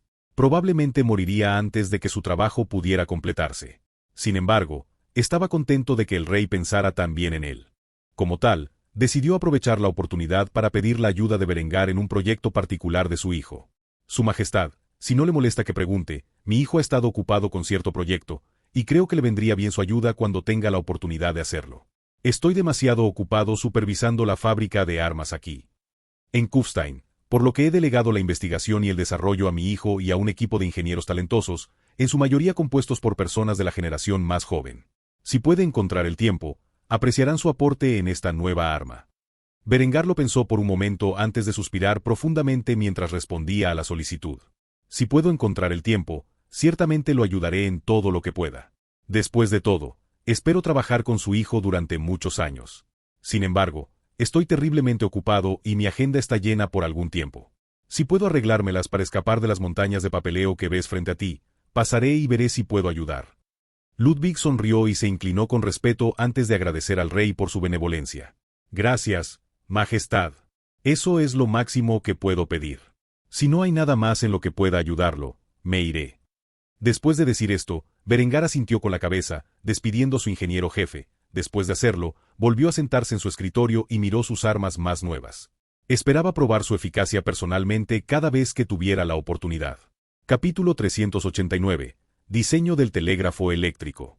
En los últimos años, desde que Berengar comenzó a presentar la química moderna a los alquimistas que se habían reunido en Kufstein, se las habían arreglado para producir un grado significativo de una gran variedad de productos químicos. Tanto es así que una parte del distrito industrial se dedicó a la ingeniería química. Los laboratorios de química habían crecido en tamaño y personal a medida que más alquimistas huían de las regiones alemanas a Austria en busca de una vida mejor. Cuando estos alquimistas llegaron a Kufstein, fueron debidamente instruidos en el campo de la química e inspirados para abandonar sus nociones primitivas de conversión de oro e inmortalidad. En su mayor parte, Berengar permitió a los químicos la libertad de hacer sus propios descubrimientos. Debido a esta liberación académica, estas mentes brillantes pudieron avanzar rápidamente en el campo de la química. Al hacerlo, lograron descubrir y crear muchas de las sustancias químicas necesarias para avanzar hacia la era industrial. En ese momento, Berengar estaba hablando con Aldo von Passau, el químico líder en el Reino de Austria, quien estaba orgulloso de su investigación más reciente. Mientras Berengar contemplaba este último invento, estaba en un estado de completo y absoluto shock. La única palabra que podía usar para describir a Aldo y su equipo de químicos era genio. Sentado frente a él estaba una forma muy primitiva de la batería alcalina. Esta batería era algo parecido a la primera celda de Edison Lalande. Utilizaba un electrodo negativo de zinc y un electrodo positivo de óxido de cobre con un electrolito de hidróxido de potasio. En este punto, Berengar estaba considerando seriamente crear algún tipo de premio para dar a sus científicos que lograron hazañas increíbles como esta. Después de haber observado la batería, Berengar suspiró profundamente antes de revelar los pensamientos en su mente. Aldo, amigo mío, acabas de curar una de las principales causas de mi incesante dolor de cabeza. El ceño de Aldo comenzó a contraerse al escuchar esto. Sinceramente no sabía cómo reaccionar ante tal declaración, sin embargo, se alegró de poder ayudar. Como tal, se inclinó respetuosamente antes de mostrar su agradecimiento por el supuesto elogio de Berengar. Me honra, Su Majestad. Berengar puede haber estado exagerando. En lugar de soportar literalmente el dolor de cabeza que había sufrido hacía mucho tiempo en un sentido figurado, ya que le preocupaba la gran probabilidad de colisiones de trenes que inevitablemente se producirían sin alguna forma de comunicación a larga distancia. Con esta batería, ahora podría inventar el telégrafo eléctrico y comenzar la construcción de estaciones de telégrafo y cables a través de su vía férrea. Con esto en mente, estaba increíblemente complacido con los resultados de los químicos del Departamento de Química de Kufstein. Le tomó algún tiempo, pero logró reorganizar sus pensamientos para felicitar al hombre y a su equipo por sus esfuerzos de una manera adecuada. Aldo von Passau, por tu servicio ejemplar al Reino de Austria y su familia real, te prometo que crearé un premio por tus contribuciones al campo de la química. Hace tiempo que ignoro el esfuerzo de la comunidad científica, y es hora de rectificar eso.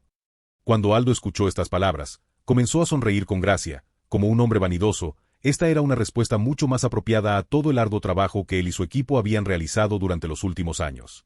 Aunque es posible que Berengar les haya proporcionado los conocimientos básicos de la ciencia de la química, en última instancia, fueron sus esfuerzos los que llevaron al descubrimiento de los productos químicos que se habían convertido en la columna vertebral de la industria austriaca.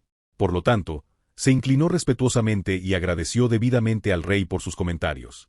Su Majestad, las palabras no pueden expresar mi gratitud por sus amables palabras.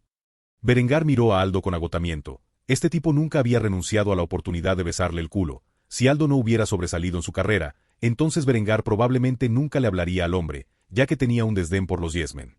Sin embargo, no podía negar los aportes de Aldo, y por eso optó por conversar un poco más con él. Finalmente, el químico jefe abandonó el palacio y regresó a su departamento. Pasaría un buen tiempo antes de que se pudieran producir suficientes de estas baterías para garantizar un suministro constante de energía a su futura red de telégrafos, pero cuando eso sucediera, Berengar y su ejército podrían comunicarse rápidamente a través de su reino, lo que fue de gran ayuda. Si sus fronteras fueran atacadas en cualquier punto, podría enviar un telégrafo pidiendo refuerzos, e inmediatamente los hombres podrían ser enviados a los vagones de tren con sus suministros, donde serían enviados rápidamente al frente. En comparación con sus enemigos, que todavía usaban mensajeros y palomas mensajeras como medio de comunicación, Berengar tendría una gran ventaja durante las operaciones defensivas. Después de reflexionar sobre esto durante unos minutos, Berengar se puso a trabajar haciendo planes para el primer telégrafo, que usaría esta nueva batería protoalcalina como fuente de energía. Un telégrafo eléctrico era un diseño relativamente simple en comparación con los avances más modernos en la comunicación a larga distancia. Fundamentalmente se operaba mediante código Morse, que utilizaba una serie de puntos y líneas para cada letra del alfabeto. Lo logró usando un electroimán, una batería, la llave Morse y un alambre largo conocido como cable. La llave Morse estaba unida al nodo positivo de la batería a través de un cable, mientras que el terminal negativo estaba conectado a tierra. Desde la clave Morse, el cable se unió al electroimán y la base. Se unió una armadura en la misma plataforma que el electroimán y fue operada por un resorte grande. Cuando estaba ensamblado, solo necesitaba usar la tecla Morse para enviar mensajes a través del cable a otro destino. De ahí la necesidad de construir cables de telégrafo a lo largo de largas distancias, al igual que se hicieron los cables telefónicos en el siglo XX. En cuanto al telégrafo inalámbrico, eso requeriría ondas de radio, y Berengar aún no tenía los medios para producirlas. Por ahora, el telégrafo eléctrico satisfaría sus necesidades. Ahora que Berengar tenía los medios para crear una batería, todo lo que necesitaba era hacer algunos electroimanes rudimentarios, para los cuales tenía todos los materiales necesarios para construir. Un electroimán primitivo constaba de poco más que un núcleo de hierro, con un alambre de cobre enrollado a su alrededor y conectado a una batería. Por lo tanto, no tenía que preocuparse por obtener los suministros necesarios para construir tales cosas. Con los planos del primer telégrafo completados, Berengar decidió comenzar la construcción de cables y estaciones de telégrafo a lo largo de sus vías férreas y dentro de las estaciones de ferrocarril. En cuanto a los telégrafos en sí, tendrían que implementarse lentamente con el tiempo. Después de todo, llevaría un tiempo montar una nueva fábrica de baterías. En última instancia, era probable que llevara años completar este proyecto. Aún así, Berengar confiaba en que para cuando sus enemigos invadieran su país, tendría estaciones de ferrocarril y telégrafo conectando su reino, lo que le permitiría una gran ventaja tecnológica sobre los cruzados en términos de comunicación de largo alcance. Habiendo terminado su trabajo del día, Berengar salió inmediatamente de su estudio, donde pronto encontró a su hijo Hans buscando en los pasillos de manera sospechosa. Curioso por saber que estaba mirando el niño, Berengar se acercó a su hijo e inmediatamente le preguntó sobre sus acciones. «Hans, ¿qué estás haciendo?». El joven inmediatamente sonrió al ver a su padre. No dudó en anunciar que estaba haciendo exactamente que lo hacía parecer tan sospechoso. «Estoy buscando a Verónica.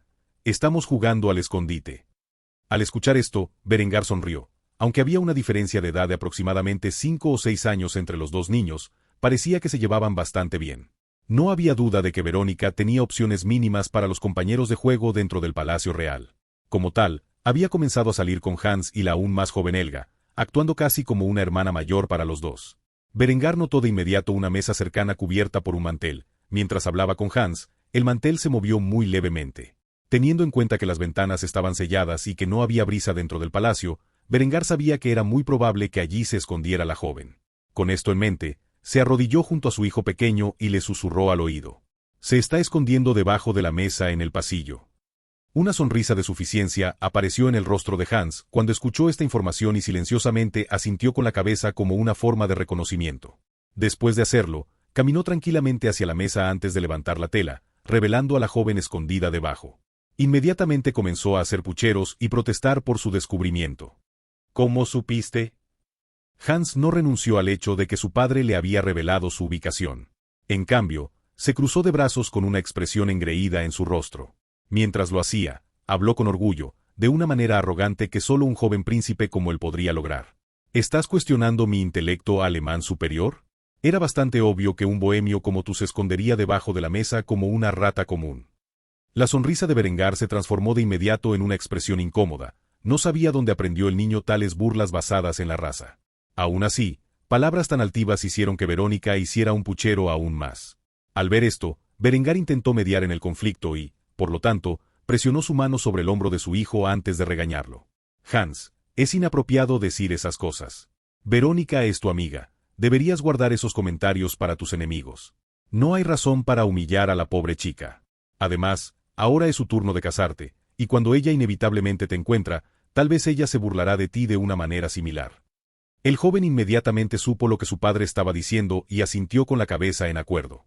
Aunque no se disculpó con la exprincesa bohemia por sus comentarios, había decidido que ya no abusaría verbalmente de la niña en el futuro. Después de todo, su padre tenía razón, debe tratar a sus aliados con dignidad mientras humilla a sus enemigos. Al ver que los dos niños se llevaban bien una vez más, Berengar se retiró del lugar dejando a los niños con sus juegos. Tenía mucho para lo que prepararse. Después de todo, las cosas sin duda estarían más animadas dentro del palacio en unos meses. Capítulo 390. Granadas de palo y guncoton.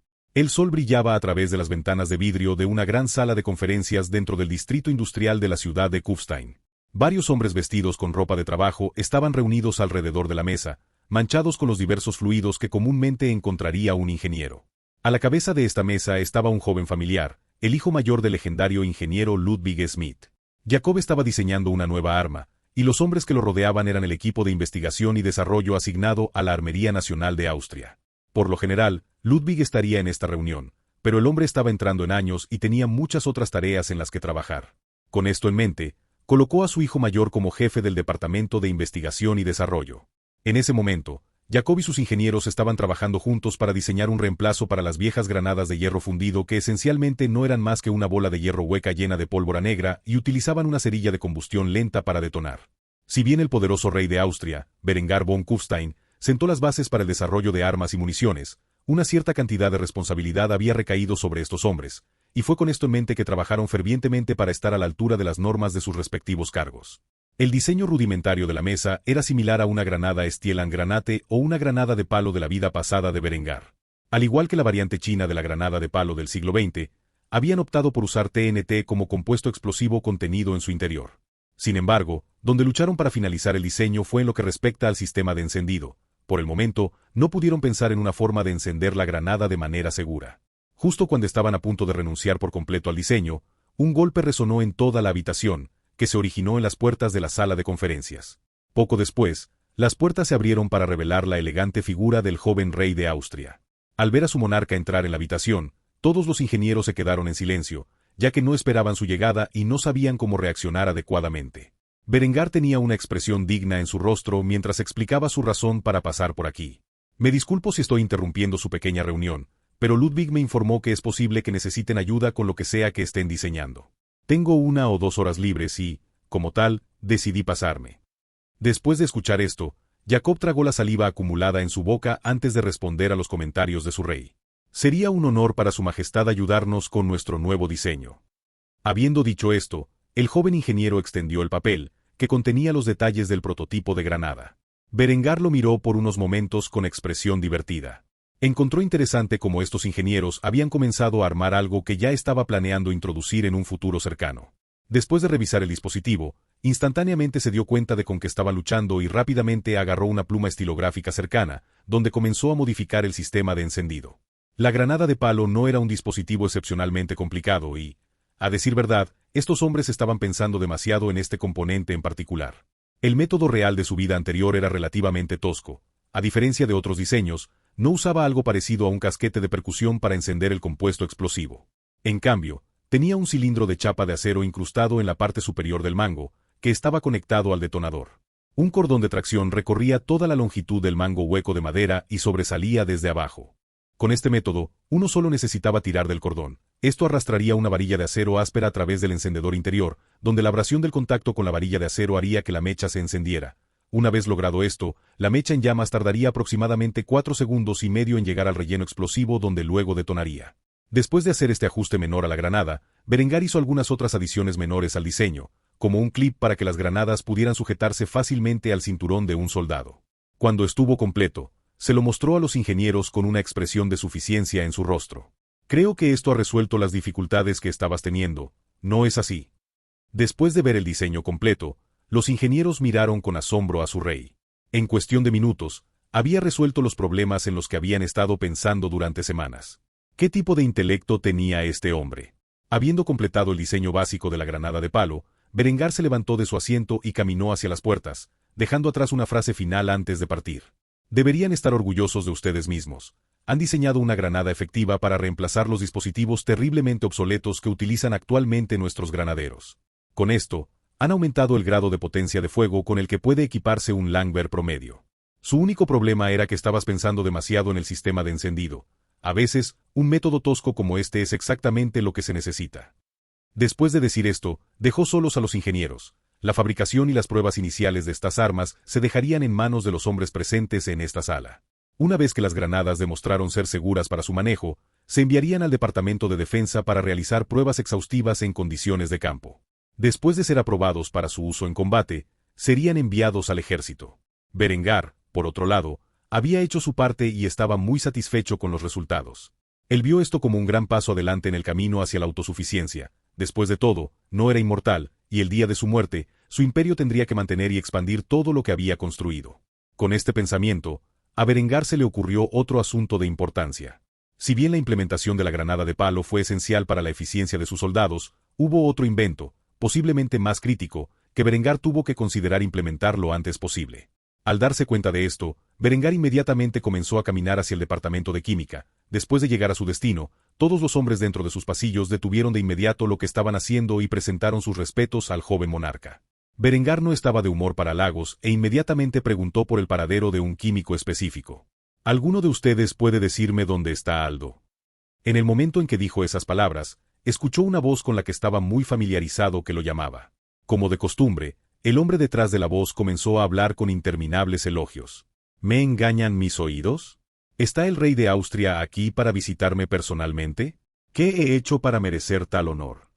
La frente de Berengar comenzó a contraerse cuando escuchó la habitual adulación de Aldo. Este hombre realmente nunca renunció a la oportunidad de besar el culo. Sin embargo, Berengar se recuperó rápidamente de su impaciencia y recuperó la dignidad de un monarca mientras le seguía el juego. Mi querido amigo Aldo, tuve una epifanía repentina y pensé, ¿quién mejor para confirmar los resultados de mi especulación que el químico jefe de mi reino? Aldo inmediatamente comenzó a halagar aún más a Berengar mientras simultáneamente iba al grano. Oh, rey Berengar, realmente no merezco tu atención. Sin embargo, estaría más que feliz de considerar otra de tus brillantes ideas. Muéstrame qué es exactamente lo que tenías en mente. Habiendo oído esto, Berengar no perdió el tiempo. Inmediatamente agarró la pizarra cercana y comenzó a escribir la fórmula general de la nitrocelulosa, el componente crítico de la pólvora sin humo. La nitrocelulosa era esencialmente poco más que celulosa tratada con una mezcla de ácido nítrico y sulfúrico. De hecho, desde hace algún tiempo, el Departamento de Química de Kufstein ha estado experimentando con celulosa desarrollada a partir de la fibra de cáñamo. Como tal, tenían una pequeña reserva del material por ahí. En la vida pasada de Berengar, el algodón era el material principal utilizado para crear celulosa, de ahí el apodo de algodón pólvora. Después de todo, hasta el 90% de la planta podría convertirse en el material. Sin embargo, el algodón no podía crecer dentro de las fronteras de Austria, por lo tanto, el cáñamo era una alternativa decente.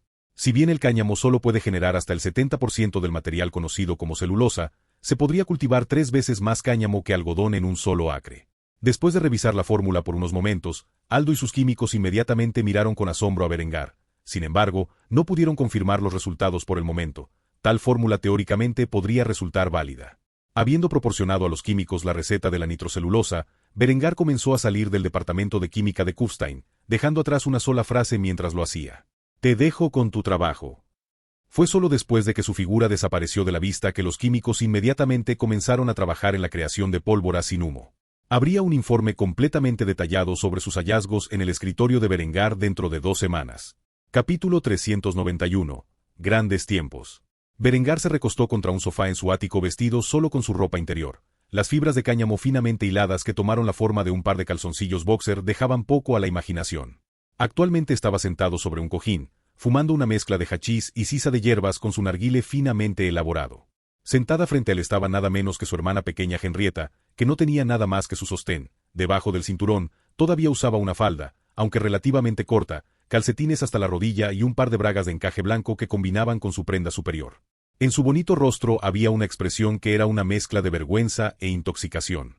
Mientras Berengar observaba la apariencia inapropiada de su hermana pequeña, un breve momento de claridad entró en su mente, por lo demás drogada. De inmediato, miró a su alrededor para ver qué estaba pasando, ya que no recordaba cómo había entrado en esta extraña situación. Por lo que pudo observar, estaban involucrados el alcohol, las drogas y una baraja de cartas. Por alguna razón, su atuendo real estaba esparcido por el suelo en una mezcla de las prendas que llevaba Henrietta antes de quitárselas. Su mirada volvió inmediatamente a los ojos azules y borrosos de su hermana pequeña, donde hizo la pregunta que tenía en mente. Espera un segundo. ¿Qué estamos haciendo exactamente ahora? Henrietta inmediatamente comenzó a tener hipo cuando una breve sensación de claridad volvió a sus ojos azules.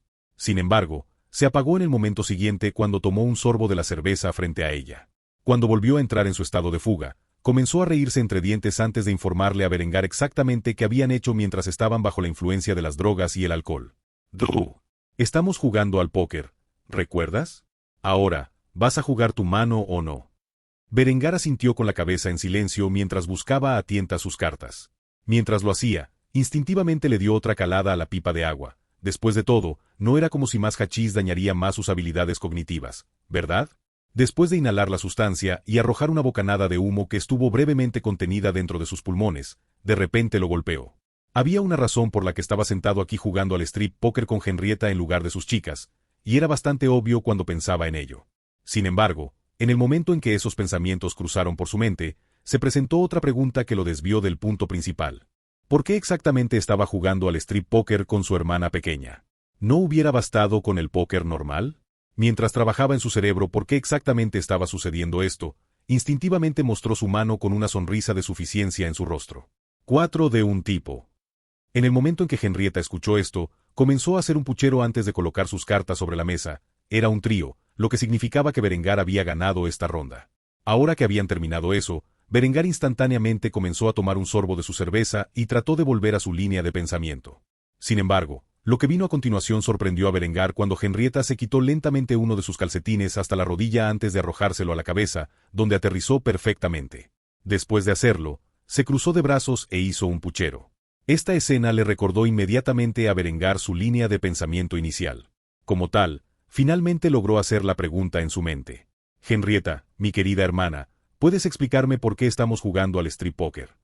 La expresión de Henrietta cambió de inmediato cuando comenzó a pedir aclaraciones sobre lo que había dicho Berengar. ¿Strip poker? ¿Qué es eso? Pensé que así era como jugabas al póker.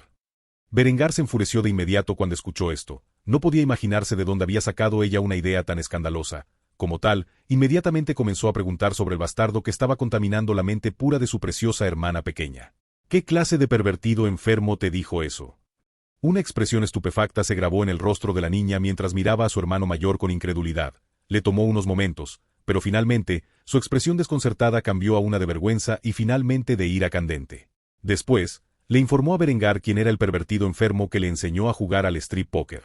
Lo hiciste. Sabía que esto no era normal. Hermano estúpido. Después de decir esto, instantáneamente trató de ponerse de pie, pero cuando lo hizo, perdió el control de sus piernas debido a la cantidad de alcohol y cannabis que había consumido.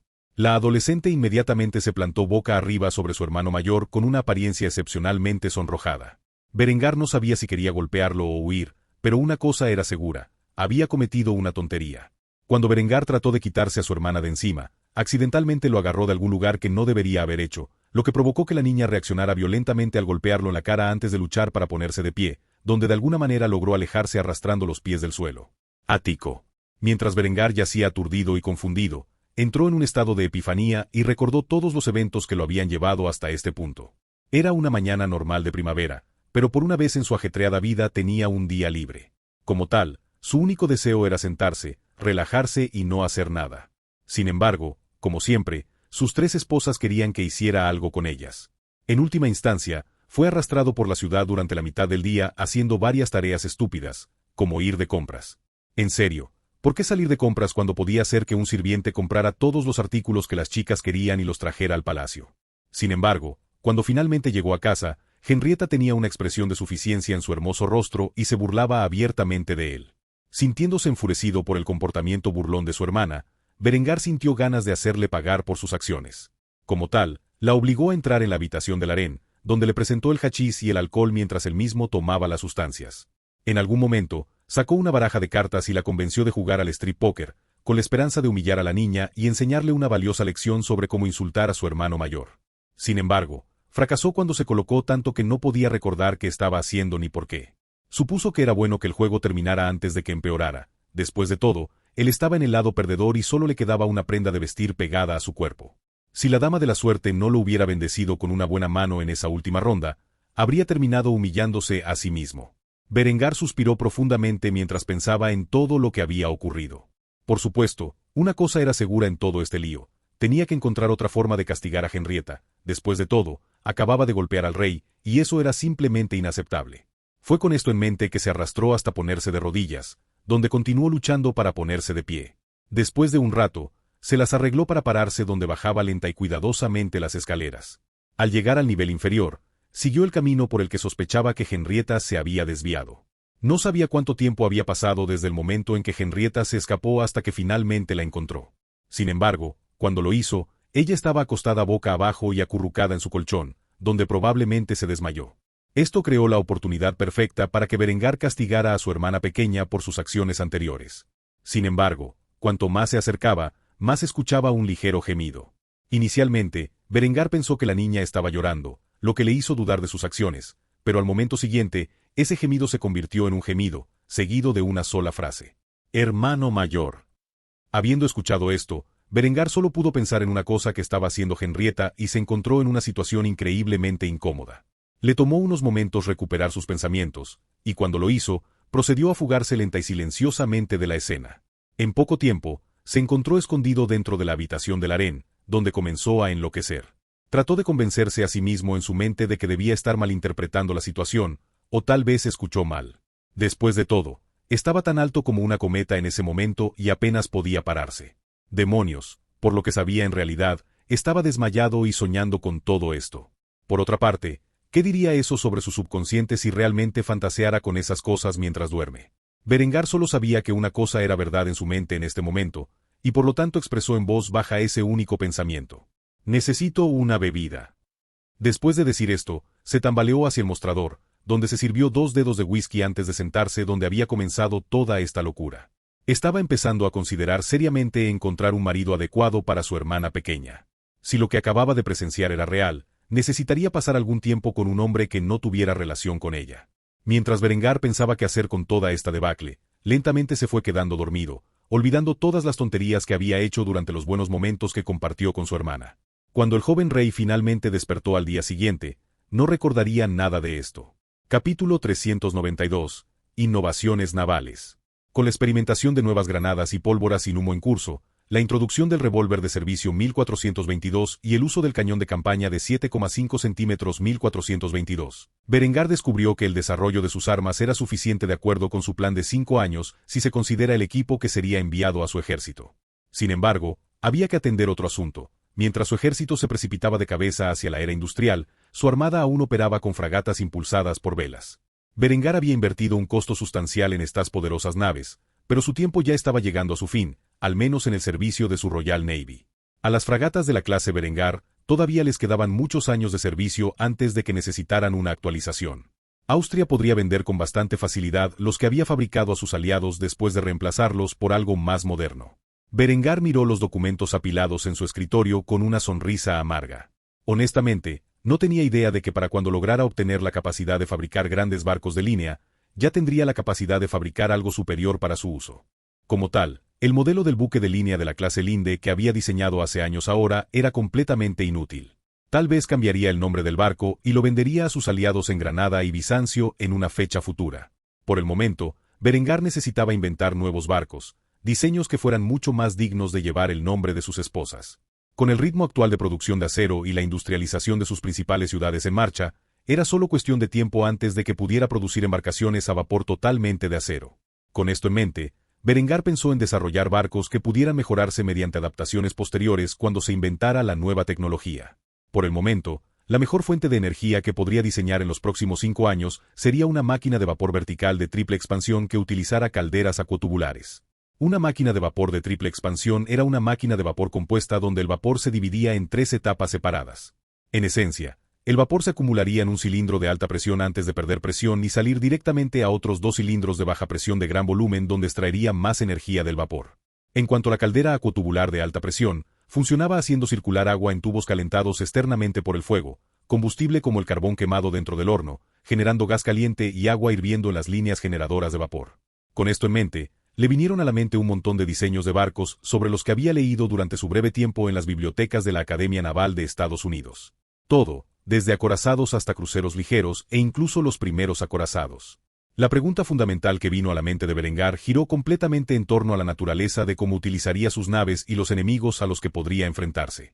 Aunque los acorazados gigantes, como los acorazados, eran hermosas armas de guerra, en última instancia, estaba en una era en la que, como mucho, su armada se enfrentaría a veleros de madera con algunos cañones de avancarga. Construir un acorazado en esta era medieval sería completamente ridículo siquiera pensar en ello. La cantidad de recursos necesarios para construir una bestia tan enorme no era una suma pequeña.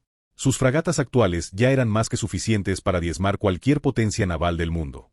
Incluso podrían usarse durante décadas para garantizar el dominio naval.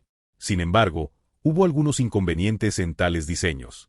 Un velero de madera tenía muchas más probabilidades de hundirse que un buque de guerra de acero a vapor en alta mar. También dependía completamente del viento y era mucho más lento que varios de los diseños en los que podía pensar. El propósito de Berengar para construir una armada poderosa no era dominar el Mediterráneo como lo estaba haciendo actualmente, sino asegurar un vasto imperio global que algún día establecería. Para cumplir con esto, sus naves necesitaban ser rápidas y robustas. Con esto en mente, Berengar finalmente se dio cuenta de la clasificación exacta de las embarcaciones que necesitaría para lograr sus objetivos de la manera más eficiente. El Light Cruiser estaba completamente blindado y era relativamente compacto.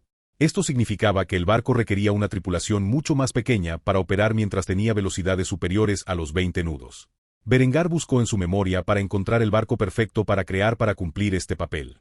Al final, se topó con un diseño que utilizaba la tecnología que tenía en mente, con una armadura, un armamento y, lo que es más importante, una velocidad relativamente decente. El crucero de la clase Königsberg de 1905 de la vida pasada de Berengar fue esencialmente el pináculo de los cruceros ligeros que utilizaban la máquina de vapor de triple expansión y las calderas acotubulares. Tenía 2 motores, 2 hélices de tornillo y 11 calderas. Era capaz de alcanzar una velocidad de 23 nudos y tenía una tripulación de tamaño decente de 14 oficiales y 308 soldados. Utilizaba 10 cañones de 10,5 centímetros y 2 tubos de torpedos de 45 centímetros. Por el momento, Berengar no tenía una tecnología confiable de torpedos, por lo que construiría las naves con los tubos, pero no las equiparía con tales armas hasta el momento en que pudieran construirse. En cuanto a la armadura de la embarcación, tiene acero de 80 milímetros de espesor en su cubierta y 100 milímetros de acero que protege su torre de mando. El buque tenía una eslora de 115,3 metros, una manga de 13,2 metros y un calado de 5,29 metros. El buque en sí tenía una autonomía de 5.750 millas náuticas antes de tener que reabastecerse de carbón. Berengar tenía la intención de llamar a este buque Adela Class Cruiser y no tenía la intención de que entrara en producción de inmediato. Después de todo, pasarían años antes de que sus ciudades portuarias pudieran actualizar sus instalaciones con suficientes equipos de fabricación avanzados para crear tal gigante de acero. Sin embargo, cuando derrotó a los cruzados en 5 años y comenzó sus guerras de unificación, creía que podría comenzar la construcción de barcos tan monstruosos. Berengar esperaba poder zarpar hacia el Nuevo Mundo y comenzar sus esfuerzos de colonización a principios de los 30. Solo podía imaginar las miradas en los rostros de los nativos cuando el ejército alemán apareció en cruceros ligeros, armados con rifles de cerrojo y ametralladoras pesadas. La sola idea lo hizo reír. Tal cosa realmente sería completamente injusta, pero, de nuevo, nada en la vida era justo. Reflexionando sobre esta idea, comenzó a tomar un sorbo de su taza de café. Una cosa era segura, sería el primer hombre blanco en poner un pie en el Nuevo Mundo en esta línea de tiempo. Eso era algo que deseaba mucho lograr. Mientras pensaba en tales cosas, se le ocurrió algo. Necesitaría nuevos barcos de carga y barcos de transporte de tropas, y tenía el diseño perfecto en mente. Durante la vida pasada de la Segunda Guerra Mundial de Berengar, los Estados Unidos habían construido miles de buques de carga conocidos simplemente como Liberty Ships.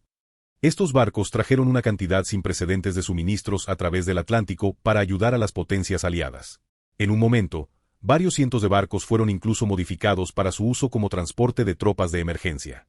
Berengar decidió nombrar la clasificación del barco como dominio, ya que su propósito era asegurar el dominio de Alemania sobre su futuro imperio global. El barco, por supuesto, estaba hecho completamente de acero, lo que lo hacía impermeable a todas las armas utilizadas por las potencias navales extranjeras en la era actual. Estaba propulsado por una sola máquina de vapor de triple expansión y un solo tornillo de propulsión. El original utilizaba 2 calderas de gasóleo, pero Berengar podría cambiarlas muy fácilmente por calderas acotubulares. Tenía un desplazamiento de 14.474 toneladas y una capacidad de carga de 10.856 toneladas. El barco tenía un alcance de 20.000 millas náuticas, lo que lo hacía fácilmente capaz de atravesar todo el mundo con una sola sesión de reabastecimiento de combustible. Tenía una eslora de 134,57 metros, una manga de 17,3 metros y un calado de 8,5 metros. En cuanto al armamento, el original disponía de un cañón de 4 pulgadas en popa y popa, que Berengar podía sustituir por un cañón naval de 10,5 centímetros de su diseño. Por lo tanto, este barco de carga es más que capaz de aniquilar cualquier barco hostil lo suficientemente tonto como para intentar luchar por su control. Habiendo diseñado las 2 primeras naves responsables de su futura expansión como imperio global, Berengar estaba increíblemente satisfecho consigo mismo. Después de dejar los planos a un lado para su uso posterior, comenzó a volver al trabajo. Como monarca, tenía mucho trabajo que cumplir y, por lo tanto, estaba tan ocupado como siempre. Con un profundo suspiro, Berengar se relajó en su sillón reclinable de cuero antes de quitar la tapa de su estilográfica. Empezó a escribir su firma en la aprobación de varios documentos relacionados con los gastos necesarios para equipar las fábricas en las distintas ciudades de su reino. Afortunadamente para él, había adquirido la fortuna de los Medici durante su guerra de independencia y podía financiar fácilmente el proceso de industrialización de su reino. Capítulo 393. Mejoras en la producción y conservación de alimentos. Había pasado más de un mes desde que Berengar redactó sus planes para mejorar su armamento naval durante los próximos años. Sin embargo, no se había centrado en asuntos militares durante todo este periodo. En cambio, había comenzado a inventar ciertas piezas críticas de maquinaria para la producción de alimentos. Con el desarrollo de la máquina de vapor, las fábricas mecanizadas comenzaban a ser una realidad, y con ello, sin duda, la producción de alimentos se vería afectada. Hasta ahora, se requería un esfuerzo considerable para hacer pan, que era el alimento básico de la dieta de la mayoría de las personas. Sin embargo, con los planes que Berengar había elaborado durante este último mes, las luchas en la fabricación del pan serían cosa del pasado. En medio del distrito industrial de Kufstein, se construyó un enorme almacén en años anteriores, pero nunca se llenó hasta hace relativamente poco tiempo. Cuando Berengar creó por primera vez su distrito industrial, lo diseñó pensando en futuras fábricas. Muchos de estos almacenes vacíos ahora se estaban llenando de equipos y empleados. Este almacén, en particular, se convirtió en una fábrica de pan. La maquinaria que Berengar había fabricado con tanto esmero durante el último mes ya estaba en su lugar. Una máquina de vapor se conectaba a los cinturones de cáñamo que colgaban de las vigas y se unían al equipo dentro de la fábrica, alimentando así los dispositivos. Una de estas piezas críticas del equipo era una máquina amasadora mecánica. El principio fundamental del dispositivo fue que fue diseñado teniendo en cuenta la manivela manual, en la que los empleados llenaban el recipiente con agua y harina, y a partir de ahí, giraban el dispositivo hasta que la masa se amasaba correctamente. Una vez amasado, la máquina cortaba una porción y llenaba un molde para hornear que seguía sobre una cinta transportadora hasta llegar al horno. Después de que estuviera completamente horneado, un panadero lo retiraría, quien luego usaría un dispositivo para cortar limpiamente el pan en rebanadas donde se empaquetaría y enviaría al mercado. Sin embargo, con la invención de la máquina de vapor, los cinturones de cáñamo podrían sujetarse al mango, y la máquina de vapor impulsaría el dispositivo sin necesidad de que un humano lo maneje. Como tal, el costo del pan estaba a punto de disminuir sustancialmente, lo que permitió a las personas gastar más de su dinero duramente ganado en otros artículos. Gunther contempló la eficiencia de la fábrica de pan con una sonrisa de satisfacción en su rostro. Desde que abrió su fábrica de papel de cáñamo hace muchos meses, obtuvo ganancias significativas y comenzó a invertir en otras empresas comerciales, como la primera fábrica de pan de Kufstein. De hecho, el papel encerado utilizado para envasar el pan procedía de sus otras fábricas. De pie junto a él estaba el primer inspector de salud de la recién establecida Administración Federal de Alimentos y Seguridad, también conocida como FAFS. Era el trabajo de los burócratas del gobierno como este hombre asegurarse de que las diversas plantas de procesamiento de alimentos en Austria siguieran los protocolos adecuados para garantizar que se entregara un producto limpio y saludable a los mercados. El hombre acababa de terminar su búsqueda en la fábrica y estaba firmando un documento con su estilográfica. Con una sonrisa en su rostro, Gunther, quien una vez no fue más que un humilde siervo, le hizo al burócrata del gobierno la pregunta que tenía en mente. Entonces, ¿cómo lo hicimos? El burócrata miró el papel antes de firmar su firma por última vez. Después de hacerlo, extendió la mano para felicitar a Gunther por pasar la primera inspección. Señor Gunther, me enorgullece anunciar que ha aprobado el examen inicial. Si usted y sus empleados siguen operando las instalaciones con tanta higiene, estoy seguro de que mis futuras visitas serán agradables. Al escuchar esto, Gunther suspiró profundamente aliviado. Le preocupaba que lo cerraran antes incluso de haber comenzado la producción. Afortunadamente ese no fue el caso, y pasó la inspección. Como tal, agarró la mano del burócrata y la estrechó con una amplia sonrisa en su rostro. Muchas gracias. Me aseguraré de mantener este nivel de limpieza en el futuro para que no tengamos ningún problema. Después de escuchar esto, el burócrata retiró su mano y volvió a tener una mirada estoica mientras hacía un comentario final antes de irse. Asegúrate de hacerlo. Ahora, si me disculpas, tengo que ir a ver una planta procesadora de carne que se ha abierto cerca. Después de decir esto, el burócrata dejó atrás a Gunther y continuó su trabajo en la planta procesadora de carne. Cuando este burócrata llegó a su destino, se sorprendió al ver el ambiente limpio que había en las instalaciones. Debido a que las personas ahora se habían dado cuenta de los gérmenes, estaban tomando todas las precauciones de seguridad disponibles para asegurarse de que el equipo con el que operaban fuera estéril. Especialmente ahora que había un departamento gubernamental cuyo único propósito era garantizar que se siguiera dicho protocolo. Berengar era un fanático de la comida sana. No quería ver a su gente enfermarse por lo que come, ni quería que las empresas vendieran los productos podridos. Como tal, había establecido penas severas por violar a sabiendas estas leyes.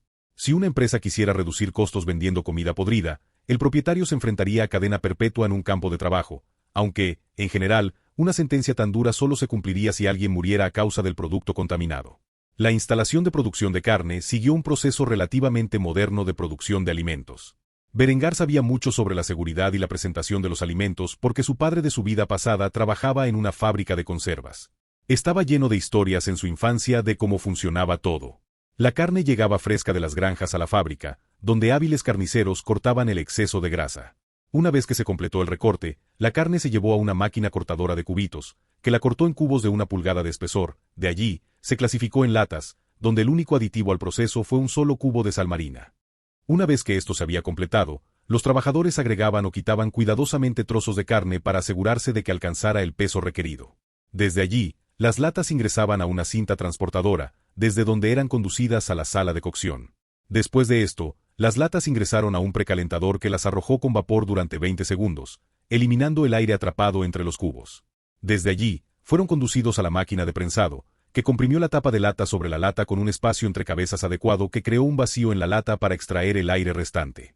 Desde allí, las latas eran conducidas a una máquina que sellaba las latas con un proceso conocido como doble costura. El proceso enrolló el borde y la tapa juntos, formando un sello hermético. A partir de ahí, las latas se bajaron a una olla a presión de tamaño comercial. Una vez que las latas se habían cocinado completamente, se dejaban enfriar y secar durante aproximadamente una hora. Este proceso dio como resultado carne salada en conserva que podría durar hasta 5 años de vida útil. Al hacer esto, el precio de la carne disminuyó drásticamente y la gente de Austria pudo tener comida en sus estantes que se podía comer en cualquier momento. Habiendo observado todo el proceso, el burócrata aprobó la planta empacadora de carne como una de las múltiples plantas de procesamiento de alimentos en su lista de inspecciones. El hombre y sus colegas tenían mucho trabajo por hacer. A medida que Kufstein se industrializaba más y las otras ciudades la seguían, estas inspecciones se volverían cada vez más necesarias. La revolución industrial no se trató solo de la acumulación militar, sino de la mejora de la sociedad en su conjunto, o al menos así lo percibió Berengar.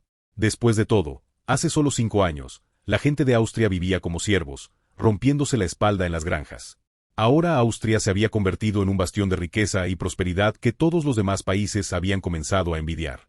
Eventualmente, los informes de estos burócratas llegarían al escritorio de Berengar. Por suerte para él, no tendría que hacer nada más que sonreír cada vez que viera que otra planta de procesamiento de alimentos recibía una calificación adecuada para su inspección. En cuanto a los que reprobaron su examen, ese era un problema que debía resolver la Administración Federal de Alimentos y Seguridad. Berengar había establecido una poderosa rama del gobierno para manejar eso por él. Si realmente necesitaba intervenir, sería algún tipo de desastre en el que ni siquiera quería pensar. Por lo tanto, todo progresó sin problemas a medida que Austria pasaba rápidamente a la era industrial. Bajo la apariencia del rey Berengar von Kufstein, el reino de Austria entró en una nueva era de prosperidad y crecimiento como nunca antes se había visto en el mundo.